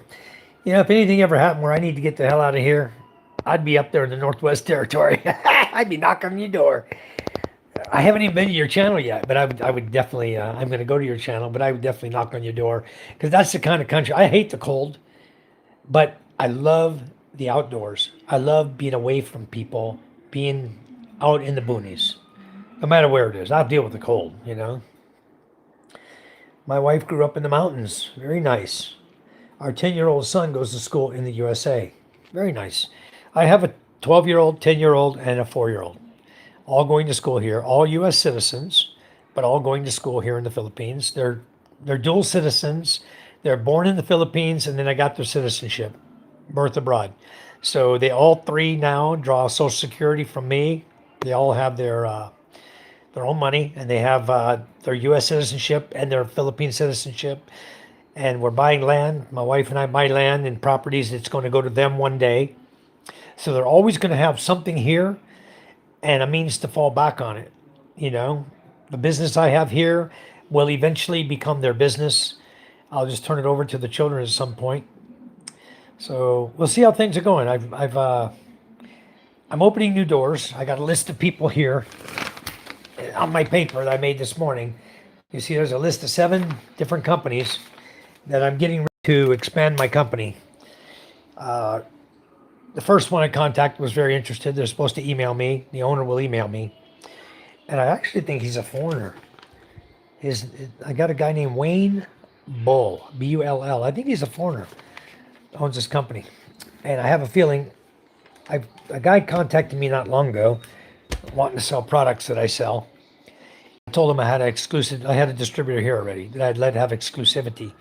But I'm getting ready to pull that back because I'm not making any sales. So I've got to open the door. And I've got a list of 7 names here of companies here in the Philippines I'll be contacting here in the next couple hours. And all of them, I'm giving them the same opportunity to blow up the system. Let's go make money. So I'm hoping that'll work. Sarah says, I keep a low profile, dear Michael. Have to. Company name is First Broadband Intel. Okay. Well, good you keep a low profile. That's a good idea. But you know what you do up there, from what we've talked about, that's the kind of life that I always dreamed about. I always wanted to be up there. You know, I went to British Columbia. I went to Nanaimo on my submarine, and I went to Vancouver. I even took the tram in Vancouver. You know, I've been up there on the mountain, and we rode the tram. And I had a great time up there. I love that area up there in the country. Very, very beautiful in that area. My company is e2e.com.ph, Captain Ferron. E2e. The letter E, number 2, e.com.ph. That is my company name. I sell products for a number of things. Mainly, I started off with energy efficiency to help the companies here in the Philippines to reduce their energy consumption. That's how I started my company. And now I'm pretty much focusing on that and pool products. Ionization, ozonation for swimming pools. There's a lot of pools in the Philippines. Domatesk. He takes advantage of poor Pinay. Really? Here's my Pinay I take advantage of right here. You see this beautiful lady right here? I take full advantage of her. That's my lovely wife, Charm. And we have 3 wonderful children. So, yep, I guess you're right there, Domatesk. I'm taking advantage of my beautiful Pinay right here. Keep telling yourself that, buddy. Oh, where do you guys come from with this stuff? I don't believe you, Domatesk. You come into a chat, you don't even know me. You come in here with this stuff like taking advantage of poor Pinay. You know, there's a lot of poor Pinay where I live, but I don't have to take advantage of them. I can help them a lot. Yeah, 1 star. Next one you see, go for it. He's okay now. Just be nice, Mr. Domatesk. Go ahead, 1 star. He says, I got so offended. You got offended? Got so offended. Definitely not hiding. Yeah, he's a clown. He's a clown. Get him out of here. What a clown, huh? He can't stop, can he? He doesn't know me. He doesn't know my family. He doesn't know anybody in this chat even. He comes in with BS, you know. So he says, Southern BC is way different. Imagine the problems as a port and imports of all kinds. Yeah, I know. I know it's a whole different game there. That's why I'd rather be up in the boonies. I'd rather be up where you ride a snow ski around, a jet ski, or a snow ski around to get around. That'd be awesome, you know? Have a sled and some dogs to pull you type thing. Yeah, that'd be so cool. Thank you, 1 star. Appreciate it. He can be gone for a while. That guy, you know, you get those once in a while, and just at some point, they don't know when to stop. That's what they're here for. Sled dogs. Yep. Wouldn't that be awesome? You got sled dogs yet? That'd be awesome up there, having a sled and sled dogs. The small country town, Newtown, North Dakota school has 33 Philippine school teachers. Wow. That is pretty awesome that many teachers got employed there in the U.S. were allowed to get visas. I heard for a while there they were hiring in the U.S. And I told a few of the teachers here about it, but the ones I told couldn't really leave. They have children here. And so it's difficult for them to, you know, get permission, get a visa to go teach and leave their own children behind. I don't think they were allowing that. The government of the Philippines, I don't think, would allow it either. So they really have tight control on OFWs in the Philippines. Those people who want to leave and work overseas or work in a different country, they really have issue. The Philippine government's got their fingers right up their lives, you know, just stopping them from doing things all the time.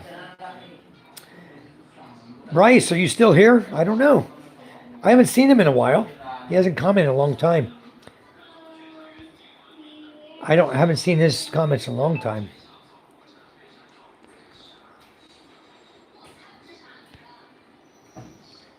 So no, I don't know. You know, that guy that was in here, 1 star, you know that kind of guy, what's going to happen with him? He's going to be like these other clowns that come to the Philippines who think that the people here need to bow down and kiss their ass. He'll be one of those guys that comes here, screws up, and leaves in handcuffs. You know, that's the kind of guy he seemed to be. All good. You're a legend still, mate. Take care. Okay. Aussie Jake, if he comes back in here, I'll tell him you're looking for him. Definitely will. 4 idiot schnauzers and a rotten rowdy. You don't have a sled dog, huh? The cats and chickens are great security, though. Yeah. Minot North Dakota Hospital tried to hire 150 nurses 8 years ago. I bet they didn't get any, did they, Tarzan?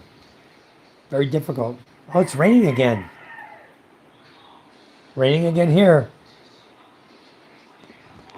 When the oil boom was on, wow. Well, it would have been nice if they could have got him. It would have been advantageous to a lot of families, you know, to have their family be able to go up there in North Dakota. Let's go see what's happening out here. I'm hearing the rain getting hard now. I hope it's not raining tomorrow. I have to go get Sammy tomorrow in Balud and show him how to get here. we may have to park his bike and wait for a sunny day and go back and get it. I'll pick him up, put him in the truck, and drive him here. How's Zahid? Where's the shake? You have more? Maybe. Let me have some more, please. The shake is good. I'm gonna sit on the front porch. Oh, you guys see my tortillas I bought? Let me show you. I ordered them from Shopee, right? I got the big ones, medium size, and small ones.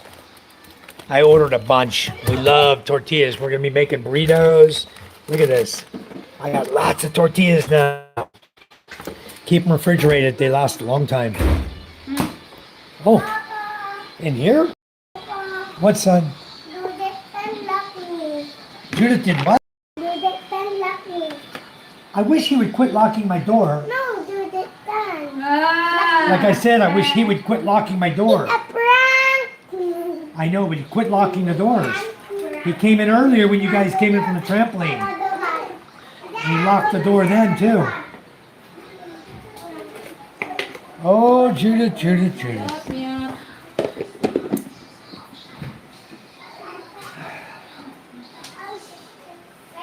Where'd you get that? In the freezer? Not much that. Why don't you just drink it? You better just drink it. You guys want to sing karaoke? Everybody says no. All right. We're out here on the front porch. Relax. See the rain, guys? Look at this. Coming down, huh? Rainy day in the Philippines. Look how green everything is, huh? You see how green the yard is? That's my yard. Everything you see around here is my yard. There's my water tank. So you guys had a big water tank? This is 10 by 10, 10 feet for rainwater catchment. See the rainwater coming down? Right into my tank. But if I let it get too much, I can show you on the other side. It looks like it's cracking a little bit. So I don't want to let too much water get in it. They had 90 Philippine nurses at the time. Wow. Greetings to all the new names I haven't met yet. Greetings, everybody, Sayer said. Thank you, Sayer. It was probably just a doom scroller, Mike. You get those in this vertical live. They just scroll live to live talking mess. Don't worry about it. I won't 1 star. I won't worry about it one bit. When the oil boom was on. You know, I don't understand why there's not an oil boom going on in the USA. Because it was my understanding that all the regulations were being lifted by the president. And that all we heard was drill, baby, drill. And in saying that, I assumed that he was going to unrestrict everything and let them drill oil. Get as much oil coming in as they could. Where the U.S. would be oil independent of any other country. They had more oil they knew what to do with. Why all of a sudden are the prices in Saudi and the lack of a ship going through the Straits of Hormuz, how is that affecting USA oil? I don't buy it. I see the world. I don't buy it. I just can't even fathom how that could affect the USA. I guarantee you it's not affecting the price of oil in Venezuela. Is it? And they're drilling their own oil. It's not affecting their gas prices at the pump. Why is it affecting our gas prices? You know, I can understand how the Philippines could be affected, but I can't understand how the USA could be affected. Yeah, we'll delve into this war thing just a little bit more. You know what's got me worried, guys? I'm ex-military, you all know that, okay? What's got me worried is exactly what I'm hearing a lot of on the news now from people predicting this war, that the USA is running out of missiles. They're shooting them faster than they can make them. They're getting into a deficit, and they're going to be out of missiles. What bothers me, and we got old China over here, who is not doing any support at all for the Middle East. They're not giving them their missiles. They had some radar systems and stuff over there, right? They're not giving them any missiles now. They're not shooting any missiles. And they want to aspire to take over the world, to be the dominant world leader. You guys see exactly where this is going now. Exactly where it's going. The U.S. is not going to be able to replenish the weapons that they are launching now. You know, those, what they say, the Patriot missile, 3.7 million a pop against a $30,000 drone. You know, it makes no sense. You spend 3.7 million to stop a 30,000 peso drone. I don't get it. And what's going on with this? I don't understand also what's going on with this, all these fancy laser systems they supposedly have, and the new noise systems that can down the drone just by turning it on. The drones fall in the water, they lose their ability to continue traveling, it messes up their electronics. We got all this stuff, then why is everyone still getting the hell bombed out of them? Okay, they sunk the ship that they had loaded with drones. They were shooting from the ship. That's sunk now, so that's not shooting nothing, okay? It's either sunk or it's on its way down. So I don't quite understand all this. I hear it from so many different angles, and you got to think logically about everything you're hearing. You know, living over here in a third world country, I don't live in the USA. I don't hear that propaganda. I can turn off my TV anytime, don't watch YouTube, you know, or my phone. But it's still, you know, you hear it. It's coming around, and you hear news and stuff. And so I'm the only one I'm worried about is the big C over here, because it seems like they're sitting back. And Russia, I think those two countries just said, let the U.S. just go at it. Don't interfere. Let them go at it, hard as they can. When all their missiles are gone, no more USA. Good. So that's where I see it going. Tarzan, I drove a semi in North Dakota for 5 years before. Wow. That had to have been some tough life there. That's freezing cold over there, you know, in the wintertime. Did you all see the tornadoes in the States? 3 synagogues shot up in Canada. Alberta's oil pipeline got put on hold. Why? Makes you wonder why, huh? Tarzan says, my son worked on oil rigs for 10 years in North Dakota. That goes to my point. The USA has a lot of oil. Why are we being dependent on the cost of energy coming from Saudi Arabia when we have it ourselves? Why is the price at the pumps going up? Someone's taking advantage of somebody here. That's all I can see. That's all I can see. That's the only thing I can figure out. 1 star. Hell, we just stole 3 full tankers of oil. 2 from Venezuela, 1 from Russia. We should be able to keep the price low with that. It's price gouging. That's exactly what I'm saying.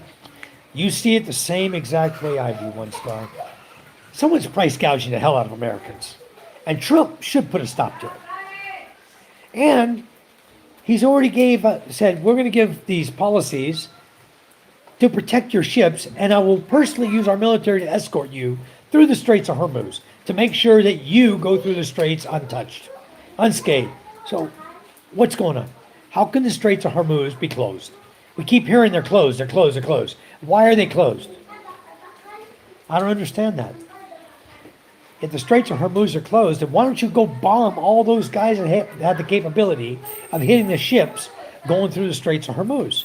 Push those guys back. Destroy their missiles or rockets and drones, you know, if they're going to be attacking shipping. But I don't buy it. I just think it's a bunch of blah, blah, blah, blah we're hearing. But as far as missiles being depleted, I believe that's true. I'm watching it happen. So it's a little bit crazy. They want Canada's rare minerals. Long story. Yes, that's one of the main things they want. That's what they want in Greenland. Okay? They want the rare minerals, the rare earth minerals that are in Greenland. They want the ones that are in Canada. Don't be surprised if Canada doesn't change their mind and become part of the U.S. at some point. Don't be surprised. I wouldn't be surprised a bit. Tarzana said, I used to be in the Army, National Guard, Grand Forks, North Dakota. I love Grand Forks, Sayer says. And then Tarzan took his message away. I was Navy. Thank you for your service, Tarzana. Even though you're National Guard, that's service, you know. Everybody that enters into any part of the military, that's awesome. Guys want mango shake? Come on over. Make some good old mango shake. Even have a Graham, you know, Graham mango shake. I got Graham here too. Let me see what this guy wanted.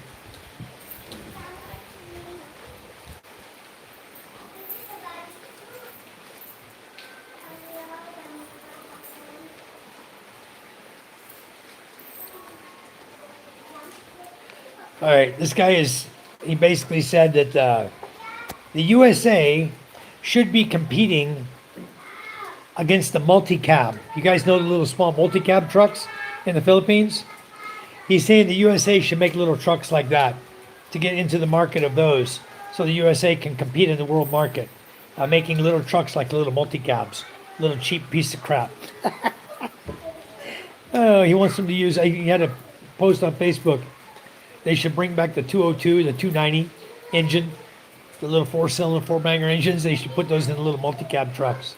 What he was saying. Sayer, Russia and Western Canada are sitting on lakes of oil, drilled, capped off for 30 years. Yep, Russia used Canadian technology and bodies for the Siberian wells. Thousands are dormant. I'm sure they are. And it makes you wonder also, guys, when you remove oil, when you pump out the oil in the earth, are they replenishing that cavity, filling it with water, forcing the oil to the surface where they're taking the oil off? Or are they just pulling the oil out and leaving a cavity there?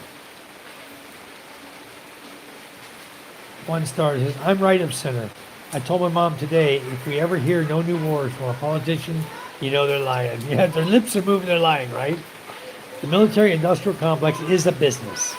Like McDonald's saying no more cheeseburgers. Exactly, one star. They are a multi-billion-dollar business. The military complex. So, it's replaced with a mixture called mud, okay? It makes sense. You got to put something there, or you're going to have issues, you know? All right. Hiyor Maru. I'll just call you Maru.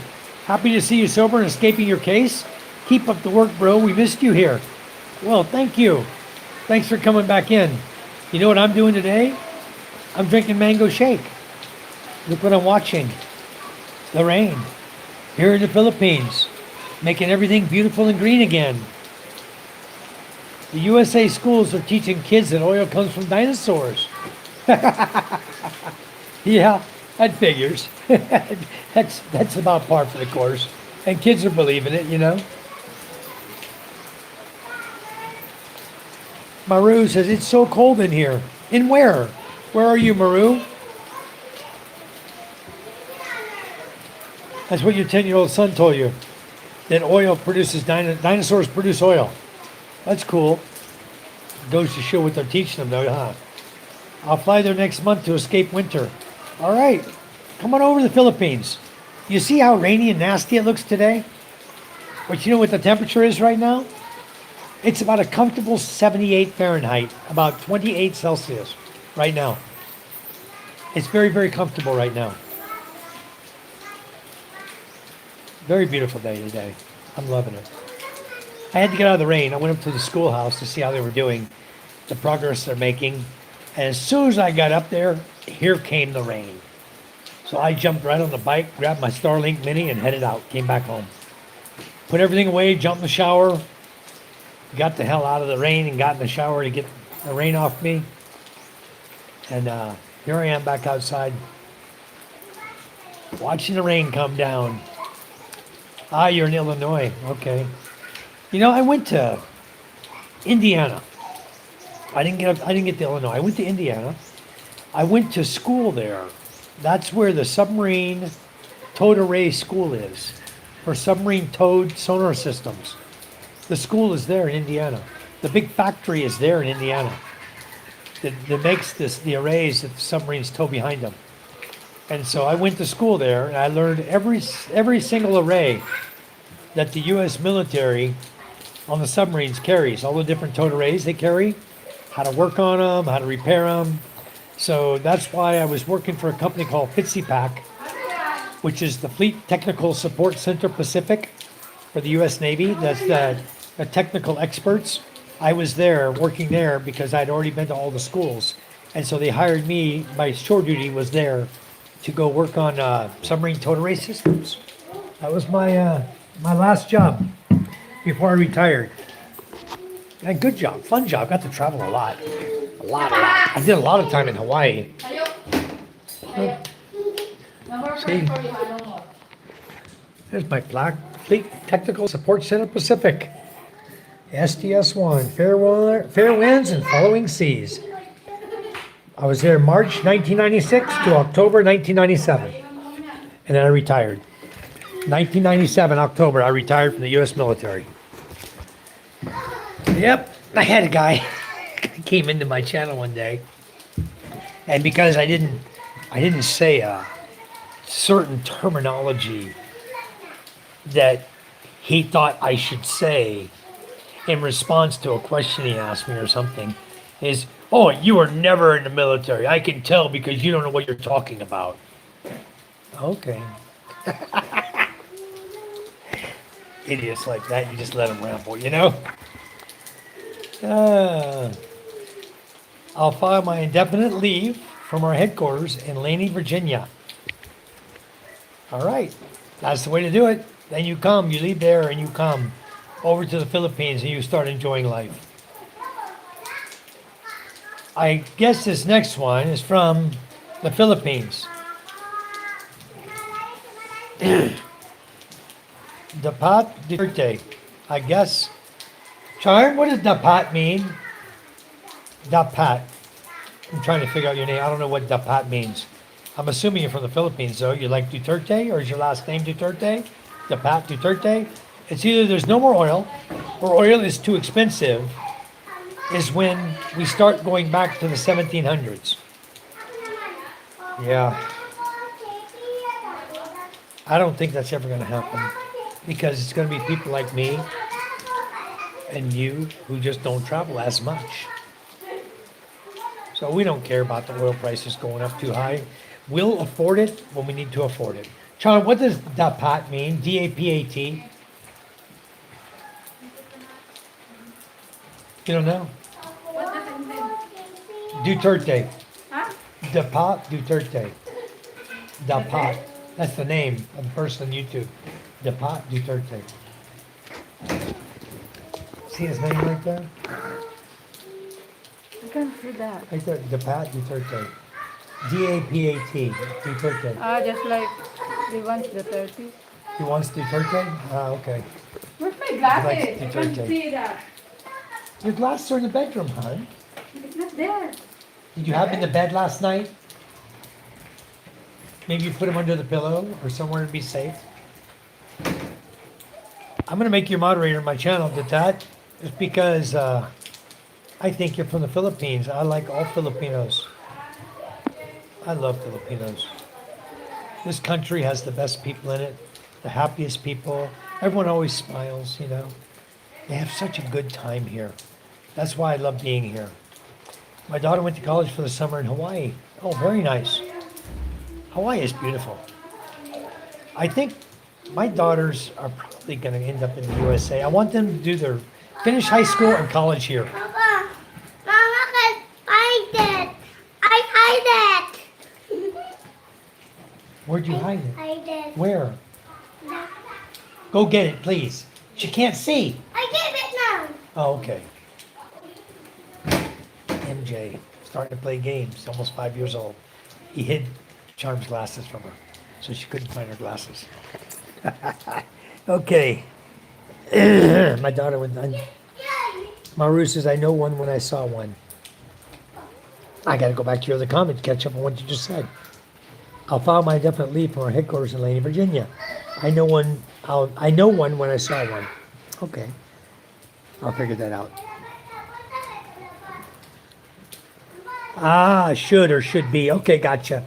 I gotcha, sir. You're a moderator on my channel, by the way. I did make you a moderator. Thank you for coming in. Hope you guys subscribe, like our channel. Once I see your subscriptions, I resubscribe back to all you guys anyway. Part of the problem, shipping fuel south since 9/11, half the refineries in the States have been destroyed and never rebuilt. My family was in the business. Canada has zero control of transferring. Yeah, I don't know what exactly is happening between that prime minister you guys got over there and Trump and the words they had and things that were going on back and forth, the tit for tat. And I didn't like it one bit because the Canadians have always been good to the people of the U.S. Granted, a lot of drugs is coming across that border into the U.S. We know that. That was like Canada was like a border that never was, you know? It wasn't so strongly enforced like the Mexican border. But I guess it's becoming more and more enforced now. This guy texts me something again. He says,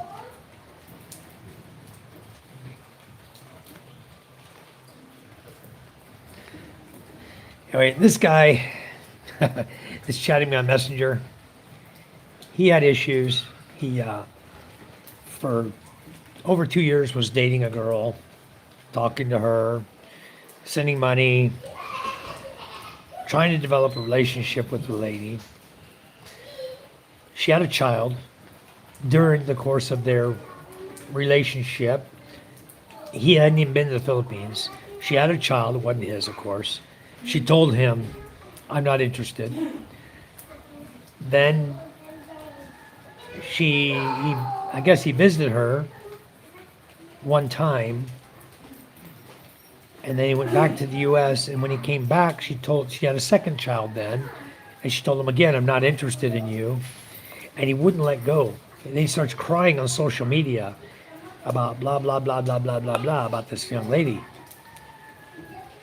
And I told him, go find someone else, you know? Very straightforward with the guy. Anyway, so the guy's like always whining, oh, I'm having so much fun being single in the Philippines now, blah, blah, blah. But before he was going to leave the Philippines, he was going to go. Because he was so disappointed because he couldn't have the girl of his dreams. He had to marry her or he wouldn't marry nobody. He was going to leave the country. Okay, goodbye. They never left. He's still here. He's still crying. It's crazy. I don't know why he can't find a girl. Obviously looking in the wrong place, or maybe some guys are just destined not to be with women. I don't know. I don't see how anyone would have a hard time finding a new girlfriend in this country. There's so many beautiful ladies here, and they love foreigners, so I don't understand that.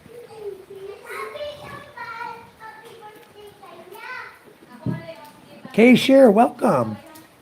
K-Share's in the house, guys. She was with us yesterday as well. She's saying, the pot is should be Duterte. I know, so I imagine you're pretty upset about them trying to impeach his daughter, you know? He's over in the ICC and they're trying to impeach his daughter here. Crazy world, isn't it?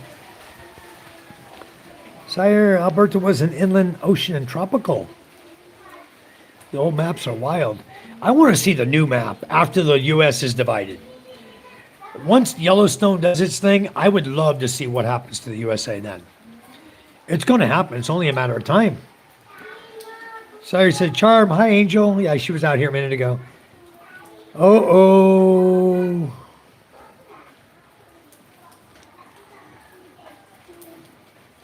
Wow.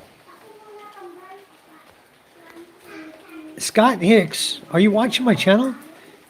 Scott, are you, I'll tell him I'm live, just in case he's not. Okay, well, Sammy is on a ferry on his way here.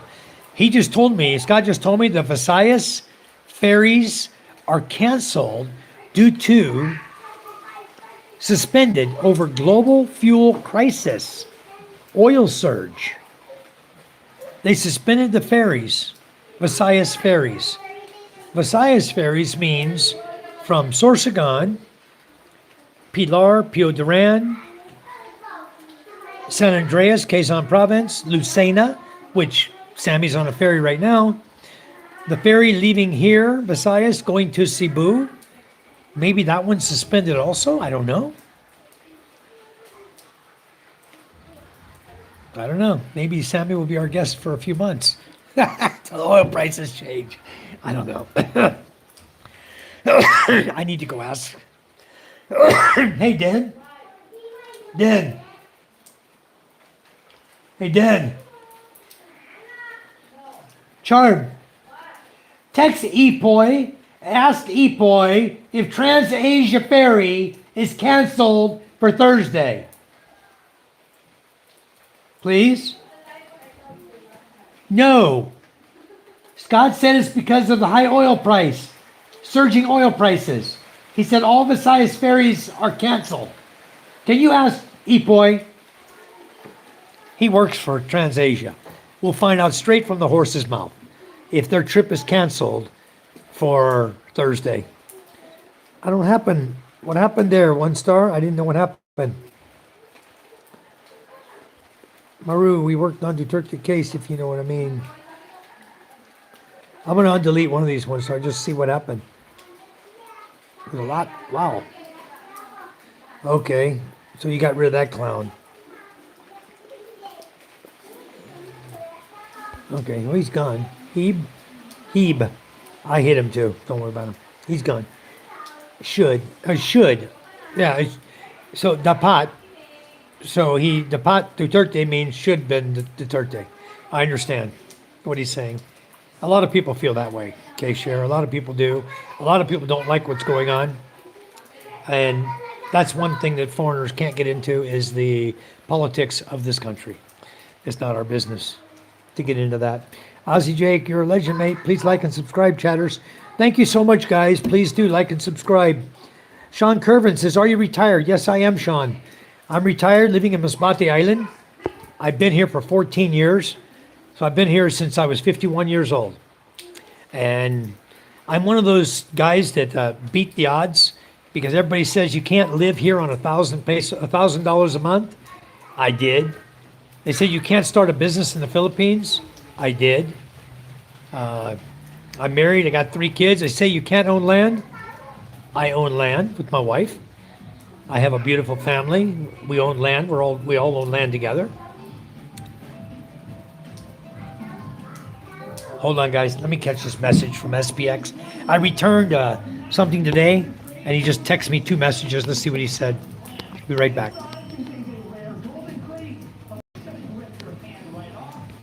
Basically, with the driver of SP Express, we bought a tablet on Shopee, and when it came, the little key next to the number 1 key was missing. The black key, whatever it is. You know, it was a backspace, whatever it was. The key was missing on the keypad. So we looked through all the packaging, everything. There's no key anywhere in the packaging. So obviously, the shipper opened it, looked at it, saw it was broken, and just shipped it to us anyway. Because if the key had been there, it would have been in the packaging, right? I would have just put the key back on and kept the tablet. But because there was no key for it, I said, hell with it, I'm returning it. So I took pictures of it in the video and I sent, the guy came today to pick it up. So I did the processing today on my phone and gave it to him, and tomorrow he'll be sending it back and giving us our money back. We'll get it back through Shopee Pay.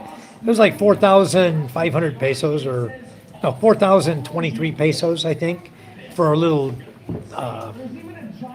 small little computer, you know, like a tablet with a actual keyboard and a pen.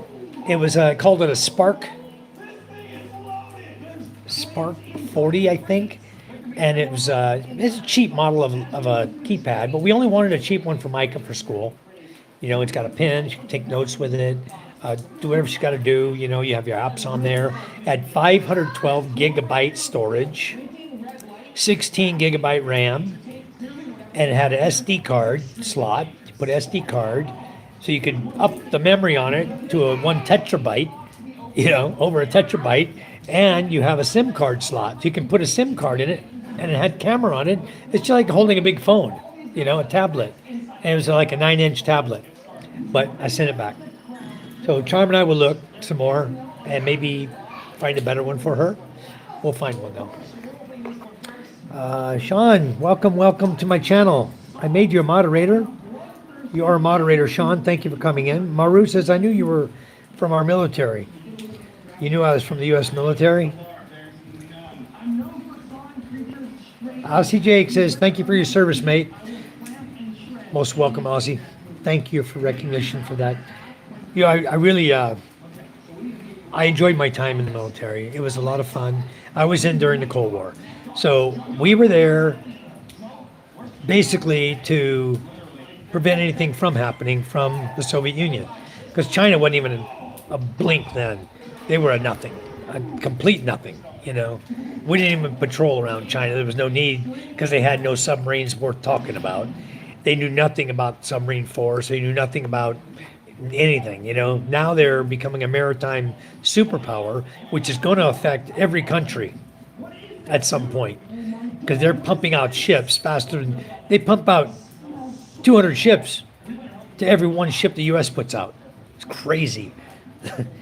The ratio is unbelievable, that they have the money to withstand that. You know where it comes from?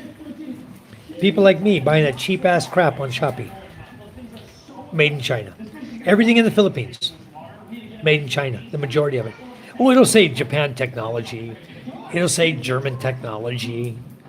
That's the technology, right? Made in China. American technology, USA technology. It's all made in China. If you fall for that gimmick, that label they're putting on the box that says that country's technology, it's because they stole the technology, tried to copycat it with their cheap ass metal that they make things out of. So everything you buy is garbage. Cheap plastic and garbage. Not worth buying.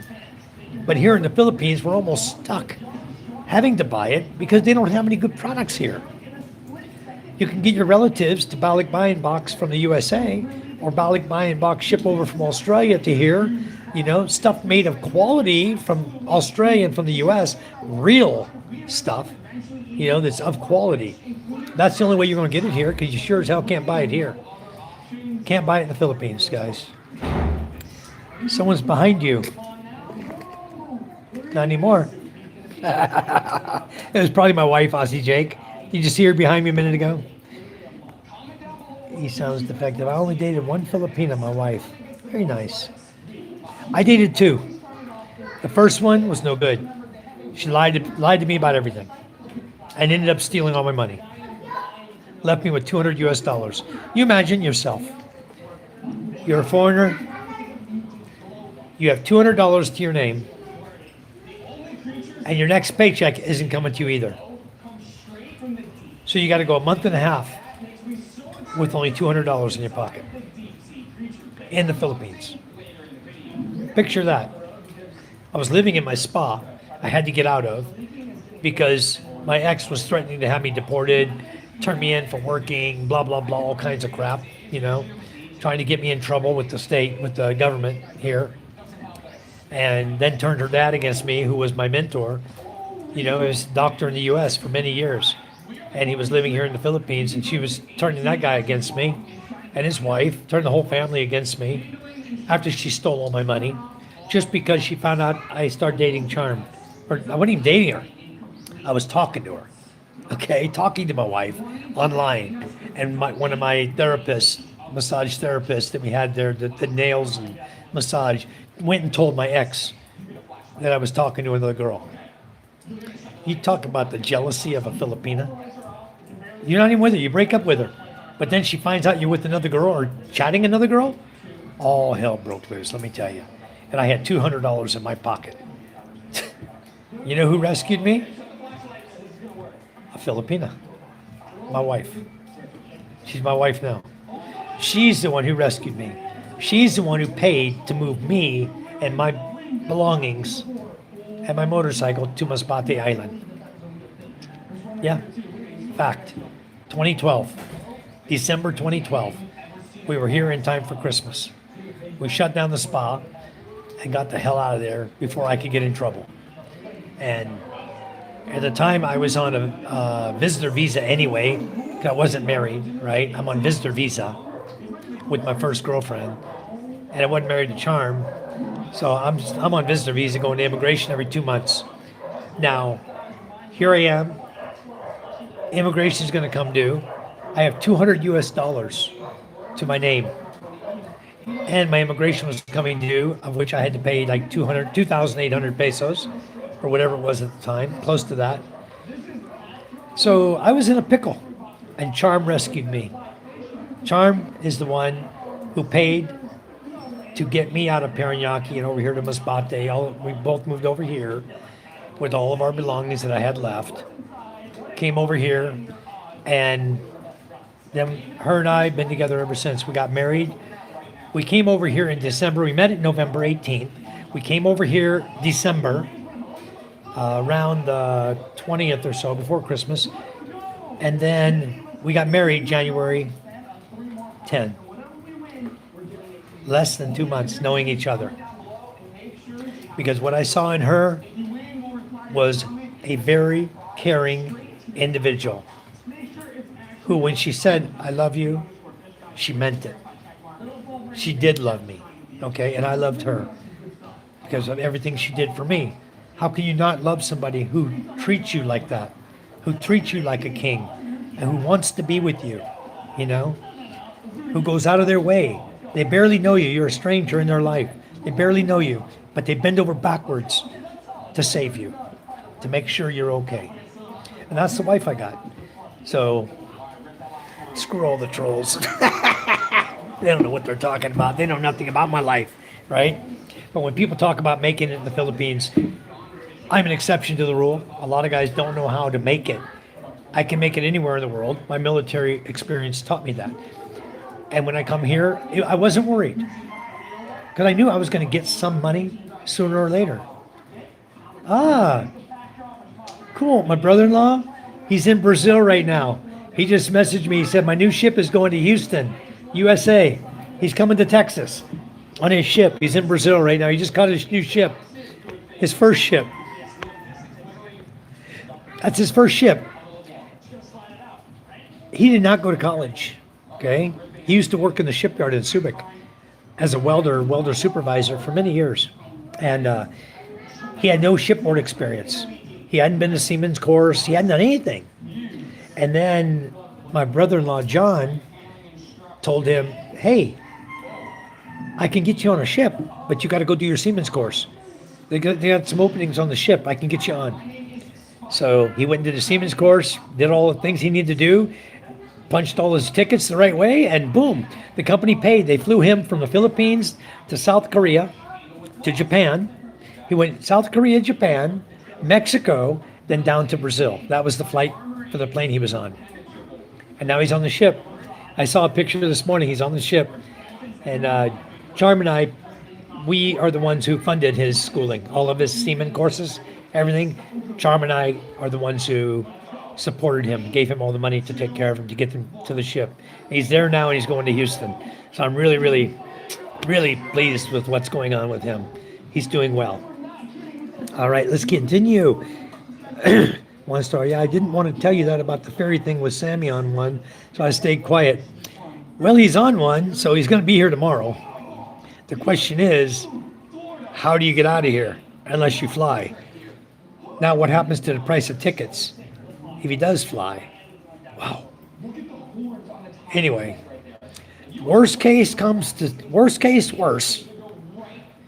think it would be easy. We could get him over to Panay Island. They ain't stopping my boat, okay? They're not going to tell me I can't drive my boat to Panay Island. This morning, you give the money to Uncle Ugol. How much Yep. you give? 985. He said 80 only. You gave me the money. You counted it. 985. I gave him a 50, 35 pesos on top of that. 985. Yeah, you walked out here with me. Na? I walked out here and gave him the money. I know. $9.85. I counted it right there in the red box. $8.80. I screw up that bad? That's 105 pesos I didn't give him. Did I miscount? I don't know. We're doing counting, not me. Well, give him 180. Give him 105 pesos then. Maybe I fucked up. Sorry. I don't think so. You can take it out of my bag. I read the Philippine government will shorten the work week because of gasoline prices. Yeah, they're changing it down to a 4-day work week. I read that too. Sure is. Sire says pale. Pale. My friend George sent me that. All right, Scott. Awesome. Yeah. Sammy's on his way here from Batangas. He got on Lucena Ferry. He's on the ferry. They're underway right now, coming to Masbate. So he'll be here in the morning and coming to Balud tomorrow. Then from here, he wants to go over to Cebu on Thursday. I'll check with the TransAsia ferry going to Cebu because TransAsia home port is Cebu. And they travel from Cebu to Masbate on Wednesday and they go back on Thursday. So I would talk to my buddy. He works for TransAsia. If they suspended that ferry, then we may have to, I can't cancel his reservation in Cebu. We may have to take our boat and run him over to Panay Island. Then he can go down, take a bus down through Iloilo and go that way through Iloilo to get over to Cebu. Maybe in Iloilo City, he can get cheap tickets into Cebu. We'll get it figured out for him. Thank you for choosing the Philippines. Yeah, this is a country I really love. What's happening, Tom? Charm? Charm? She's in that room right there. Come inside. Go in and go in that first room right there. Knock on the door. It may be open. Tauntaun wants you. Congratulations to you. Thank you, Sean. You know, there's my wife here, guys. If you haven't met her before, if you've never seen my wife, this is her right here. Okay, that's Tauntaun. He's doing cement work. You guys get all the tile done or no? Not yet? In the little room? Yeah. Inside the closet? How? Down The step is done. The brown tile's done. But inside the CR, sink area, the flooring, not done yet? Halfway? tomorrow. Tomorrow? Okay, good. Good. Perfect. All right. Tell Nonong tomorrow to come get the solar panel. And you guys come and get the solar panels from the roof. They go to the the inverter in the back, the purple one. Let's get that and the panels and take them to the school. Yeah, we'll take them to the school. The solar inverter and panels, and then I'll keep the batteries here until I check them, charge them and check them. If the batteries are good, I'm only going to take 2 up to the school. The 2 best batteries I'll take to the school. If not, we may have to buy a battery. We'll see. All right. Anong ginawa nito kanina? Nagtelas ko dito sa dalang kaya saan. This is the lady who rescued me, guys, right here. My beautiful wife, mother of my 3 children. So, the guys are done working. He's just down here to get some money. Okay.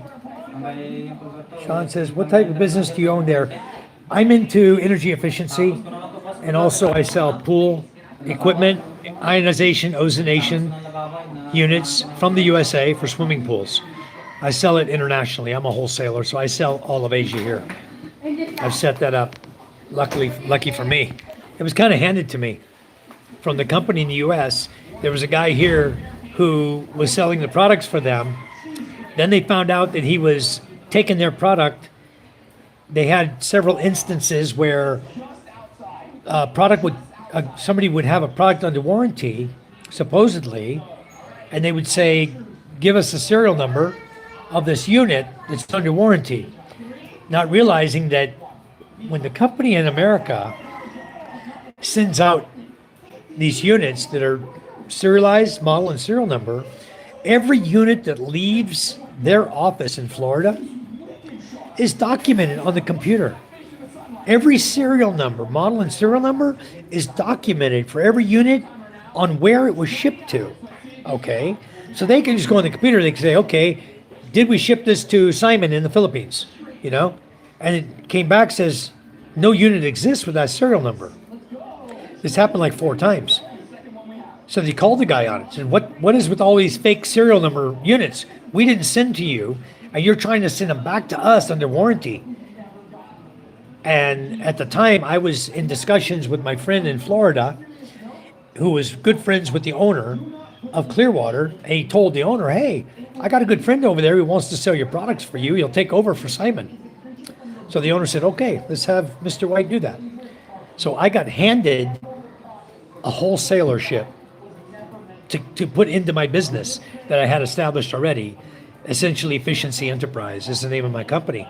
And so I got handed the products from Scale Blaster and Clearwater to be a wholesaler out of the Philippines, selling here in the Philippines as well as the Asian countries around. Bangladesh, Malaysia, Singapore, Bangladesh, Taiwan, Thailand. Where else are we at? We're getting into India now. And we're in the Philippines. So that's why I had a list in my room. Earlier in the live feed, I said I had a list right here, about 7 companies.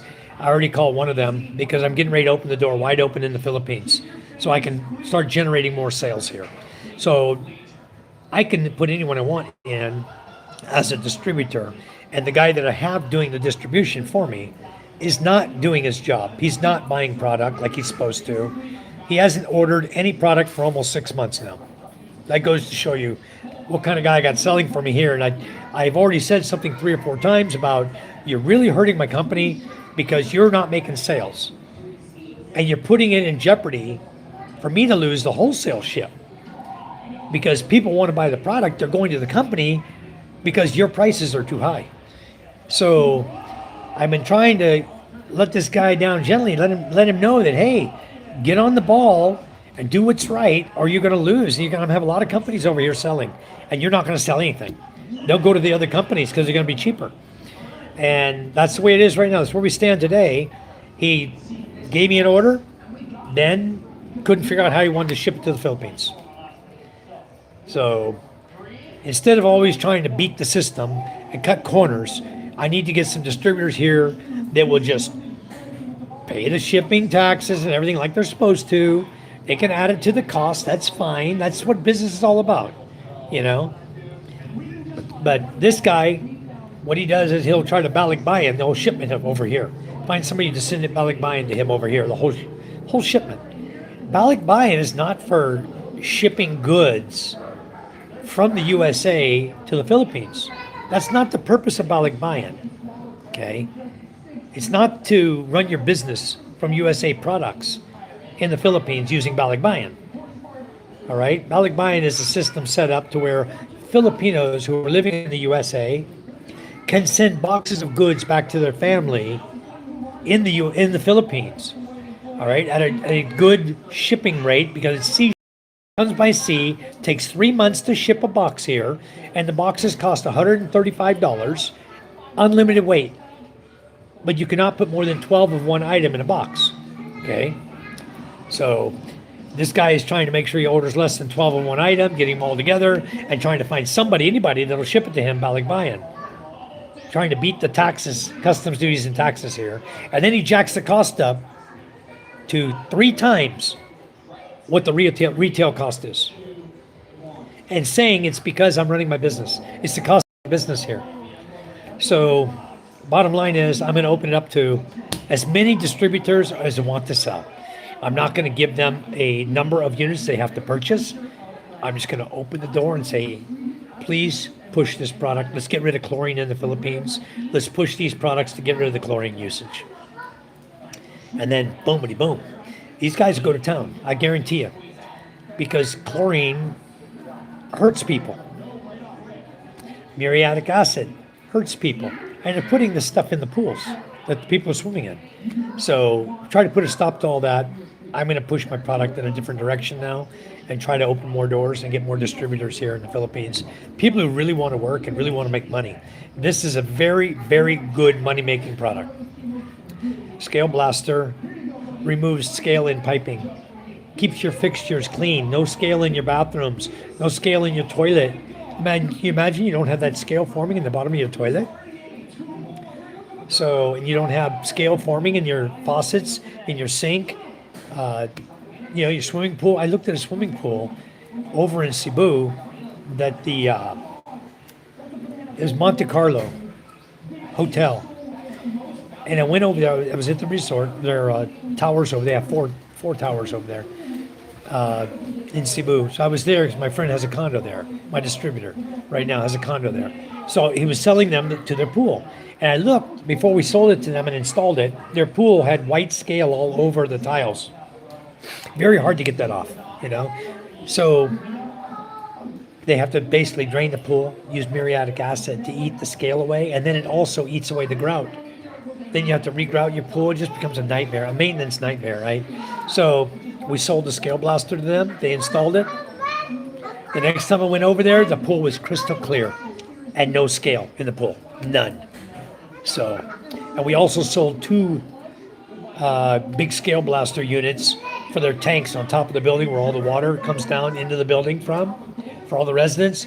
We sold 2 big scale blaster units, installed them up there so that all the water was treated coming into the tower.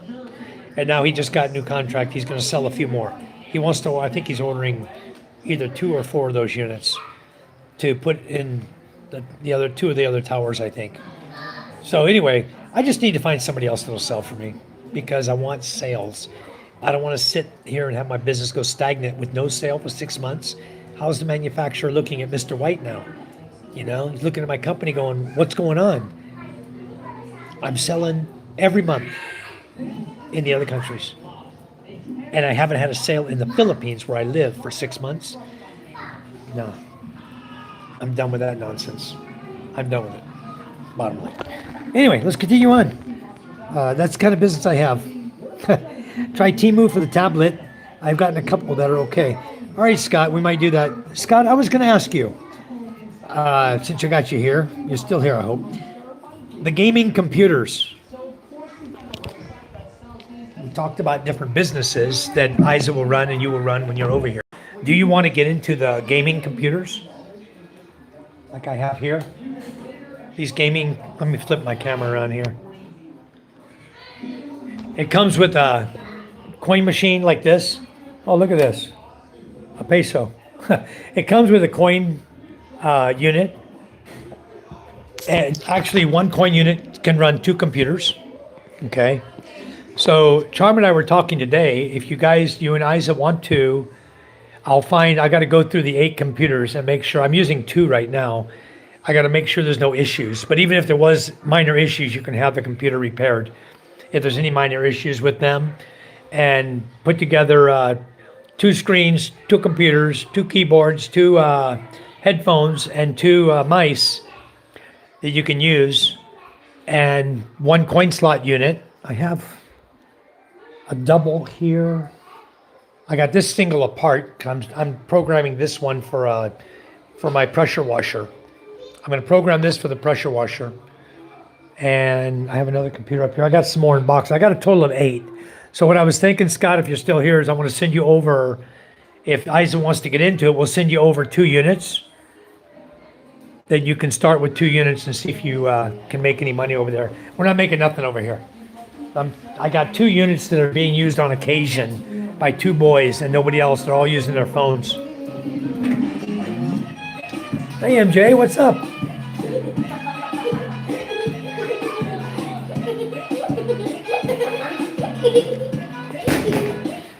Boys will have fun, won't they?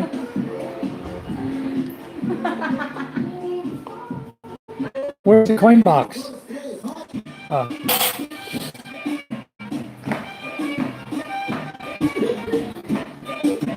My little boy there in the white shirt. Anyway, fun in the Philippines, huh? Don't we love it here? My goodness. All right, let's get on with the chat. Okay, Scott, I hope you're still here. Give me an answer on that in the chat here. Or email me, message me. Just send me a message on that. I was going to message you on it, but since you popped in, I thought I'd just bring it up to you. Tarzan says, Loan Sharks, only brand I trust is Acer. I'll pay the extra. Acer's okay. I've had Acer before. Right now I have Hewlett Packard. 1 star. I'm going to read your comment, but I'm not going to read it out loud.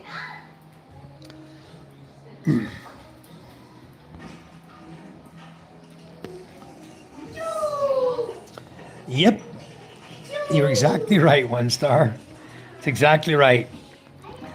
He's doing it this way. Target them economically without physically going to war against them by taking out their proxies. Venezuela and Iran were the two number one that they were getting their oil from. And China needs a lot of oil. And China got on the phone with Iran and told them, open the Straits of Hormuz. They're upset that the strait is closed because this seriously affects their country. Now that they've lost Venezuela and the oil there, it's affecting Russia, it's affecting China tremendously. And Trump plays 4D chess. He's not playing normal chess with these guys. I 100% agree. Hello, Aline. How are you? Welcome back. One's target. All right. Gary Wooten, behind a good man is a good woman. Yep, Gary, that's a fact. Greetings again to new fam joining in. Thank you, Sayer. It's always the eyes that don't lie. Charm has the eyes. Yes. Charm is the most honest person I think I've ever met in my life. I trust her explicitly with my life, with everything. Everything. Money, doesn't matter. Charm is like the ultimate partner if you want to be in business or if you just want a good woman. She's the ultimate partner. I've been married. This is my 4th marriage, okay? I've been through 3 wives before. 2 American ladies and a Mexican lady. And you know what? The Mexican lady was extremely honest also. But the woman I've got right now, I wouldn't give her up for 3 women, okay? No way in hell. I have what I want right there. Only one is all I need. Tell your brother-in-law I got to rent a house for him in Texas. Yeah, he's not sticking around 1 star. He's on a ship. Bad people can't run from themselves. Yep. Charm is funny as stink when she's dancing on the sofa. Yeah, Sarah, you know, we have such good times together. It's so much fun. We have a wonderful life. Hi, Judith. How are you? Yeah, Adrian, I can. It's low. It's for my son. My son plays on that. You saw that, huh? My son plays there, the kids. We just got it there for him and the kids, the little boys to play on. They're only 4 years old. So you can't get it too high or they won't be able to make it, right? But my son's good. He can shoot that shot. He's pretty good at that. Deuce, sounds like they had a cricket person that worked in the company. Yes, they did. That guy, Simon, was a guy that he was in charge of all of Asia. All the countries around here, Malaysia, Singapore, Bangladesh, Thailand. He even had Vietnam, Cambodia. He was in charge of all of them. He lost them all. Then I didn't gain Vietnam because they have another guy that wanted to be a distributor over there. They didn't put Vietnam under me. I will talk to the company again because we got a new executive in the position above me. There's a new executive now. I'm going to talk to him and I'm going to see if we can't pick up Malaysia and put them under our umbrella to save the company a bunch of hassle, because people that go in there, these companies that are in these other countries, distributors, they'll place an order and then they won't pay for it. And it'll be a month or two. They'll claim they have collections to do and things like that. They just won't pay for their order. And they'll place an order. When you place an order, in order for them to calculate what everything's going to cost for you, they need to palletize all the equipment you say you're going to buy. Come up, please. So when they palletize it and they weigh it and wrap it to get it ready for shipment. They're expecting you to pay and go. Come up, please. And when you don't pay, they're like, where's our money? We issued you a PO, we issued you a pro forma, and you're not buying it. So of course they're going to be. Oh, maybe somebody hit the doorbell inside. MJ. MJ's being a clown in there. He hit the doorbell inside. Make it sound like somebody was out here at the gate. No, I don't know actually if I can dunk on that. I can't jump anymore. Let me go walk out here. I'll tell you if I can dunk on that. Nope, I can't dunk on that. I got it up too high. I remember I put it up higher. See? Let's see. Let me turn my camera around. I can only stand this high. So I don't think I can jump that high enough to dunk it. I'm about 6 inches below the rim when I stand there, so I probably can't dunk it. Not with my jumping ability at 65 years old. I'm not in that good a shape anymore. Years ago, I probably could have done it, no problem. When I was younger, I could have, but not now. White boy can't jump, sorry. Yeah. What if they had to work for commission-only sales? I haven't set anybody up like that, but at some point, if somebody wants to become a salesperson and work on commission like that and make sales, I wouldn't care where they're making the sales, because I would say, hey, this is someone working for me. They made the sale. I'd present it to the company, and boom, off we go, you know? I need a job. I'd love to come to the Philippines. The thing about working here, Deuce, is that it's very difficult to work in the Philippines, because basically what I have to do is our company would have to hire you as a consultant. And because it's a USA product, we can claim the Filipino can't do the job. You need to know and understand English, fluent English, and be able to understand the products that are made in America. Therefore, a person living in the Philippines doesn't understand all that, and we don't have time to teach them. So we're just going to hire a foreigner to come in and do that for us. You get hired in as a foreigner, you get a 9G work visa that you can work here legitimately. You get a TIN number, a tax ID number, and we'd have to basically set the whole company up, restructure to have employees from a foreign country to come in and work for us. Now, right now, it's easier if I just use people that are locals around here, or keep it outside. Like Sayer suggested, somebody works from home, busts their butt like I used to do, online, okay, solicit the Philippines, for example. Keep it right at home. Solicit the Philippines, you know, or solicit Singapore, for example, or solicit Malaysia. You know, any of those countries that are here that I control. It'd be easy to set anybody up from anywhere in the world to do the solicitations and make the sales. And once they have the sales, whoever it is that's buying the product can go through them, they go through me, and they get their commission on their sale. You can set anything up like that. That's easy to do on that. It has to be somebody who really wants to hump it, bust their ass, though, because this isn't easy to make sales in the Philippines. This is one of the most difficult countries in the world to run a business. It's hard to make a business and run it here. It's freaking hard. Hardest place I've ever had to do business in my life, okay? I was doing business in the USA and California was easy compared to this crap I've been doing over here. You know, I humped it for 7 years outside of my house all day. I'd come in at night. I'd go on LinkedIn. If you follow me on LinkedIn, you'll see I have 12,500 followers on LinkedIn all over the world, but mostly in the Philippines. Engineers all the way to presidents of companies here. I'd go in, I'd solicit them on LinkedIn, introduce product to them, request a meeting. What I was doing at the time was I was doing hands-on meetings. I would drive to their company. No matter where it was around Metro Manila, I was living in Las Piñas, I would drive. It was in Bulacan. For example, my first company I sold to was Motorlight Battery Company, Philippine Battery Incorporated, okay? They also, the same company, Ramcar, owns every KFC, every Mr. Donut, and every Tokyo restaurant, okay? He owns them all.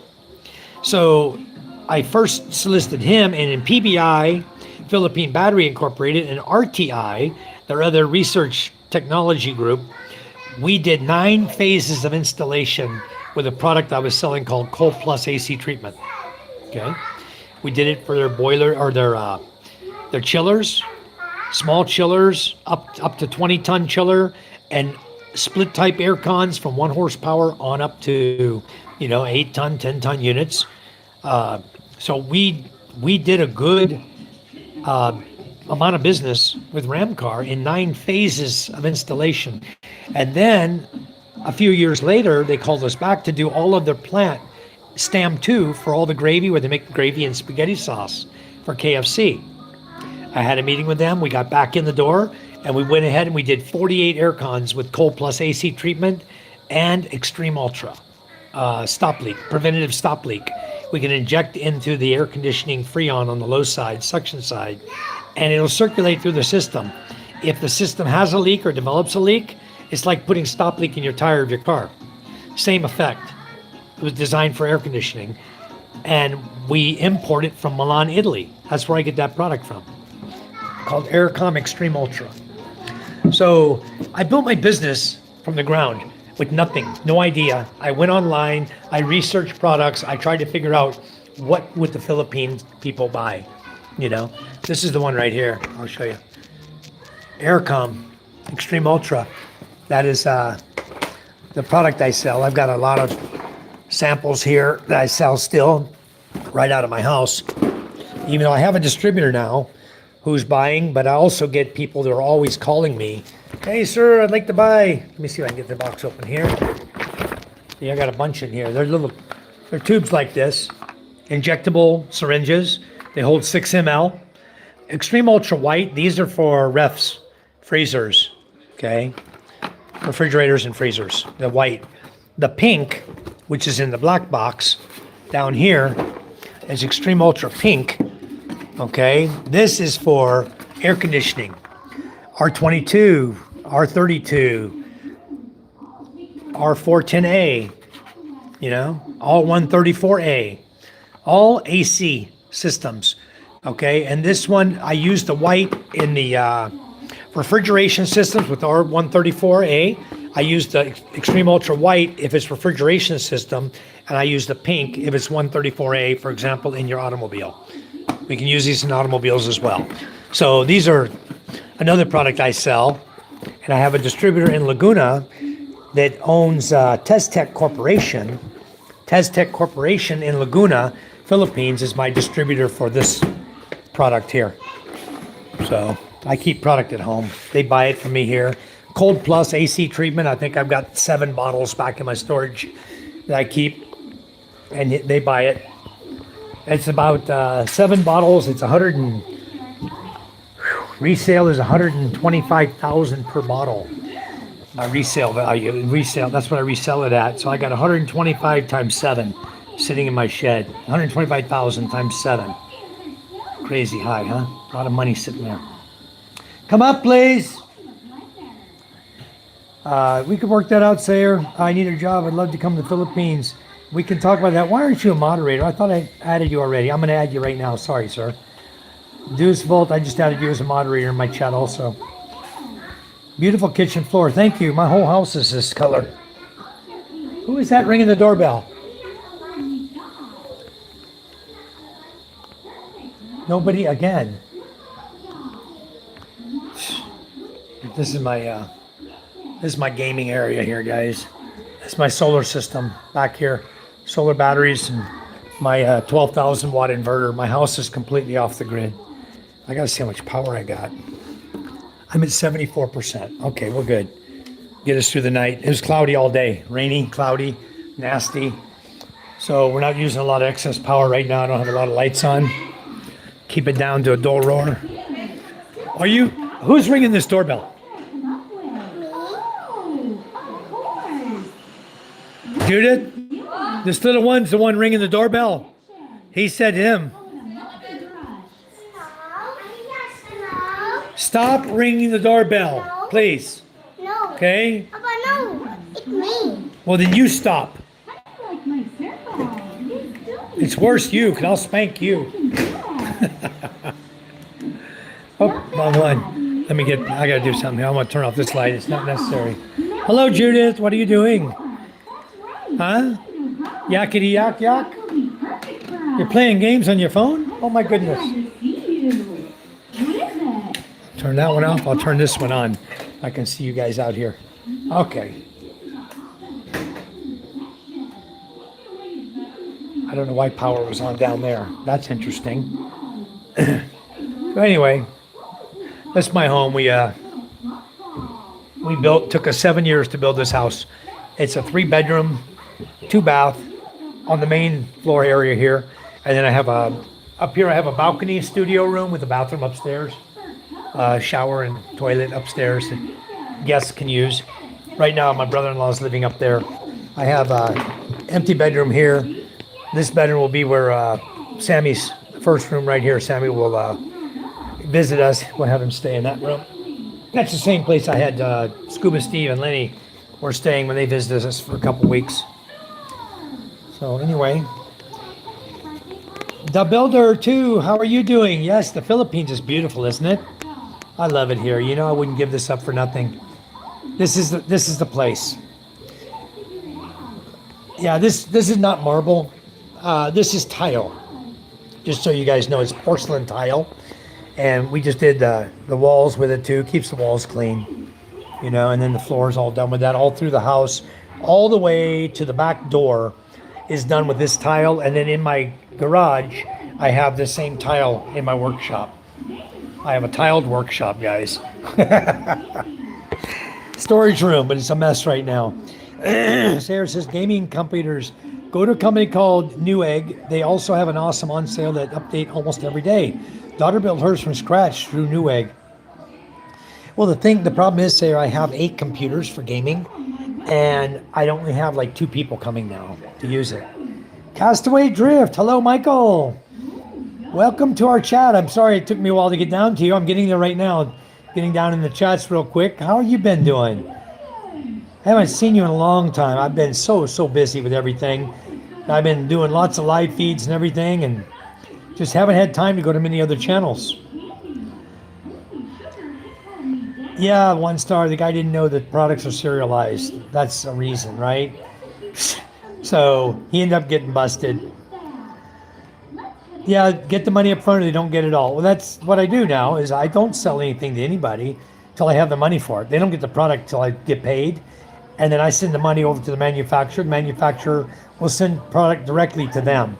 So that's the type of business I run, is I don't handle product, okay, at all. I have some here.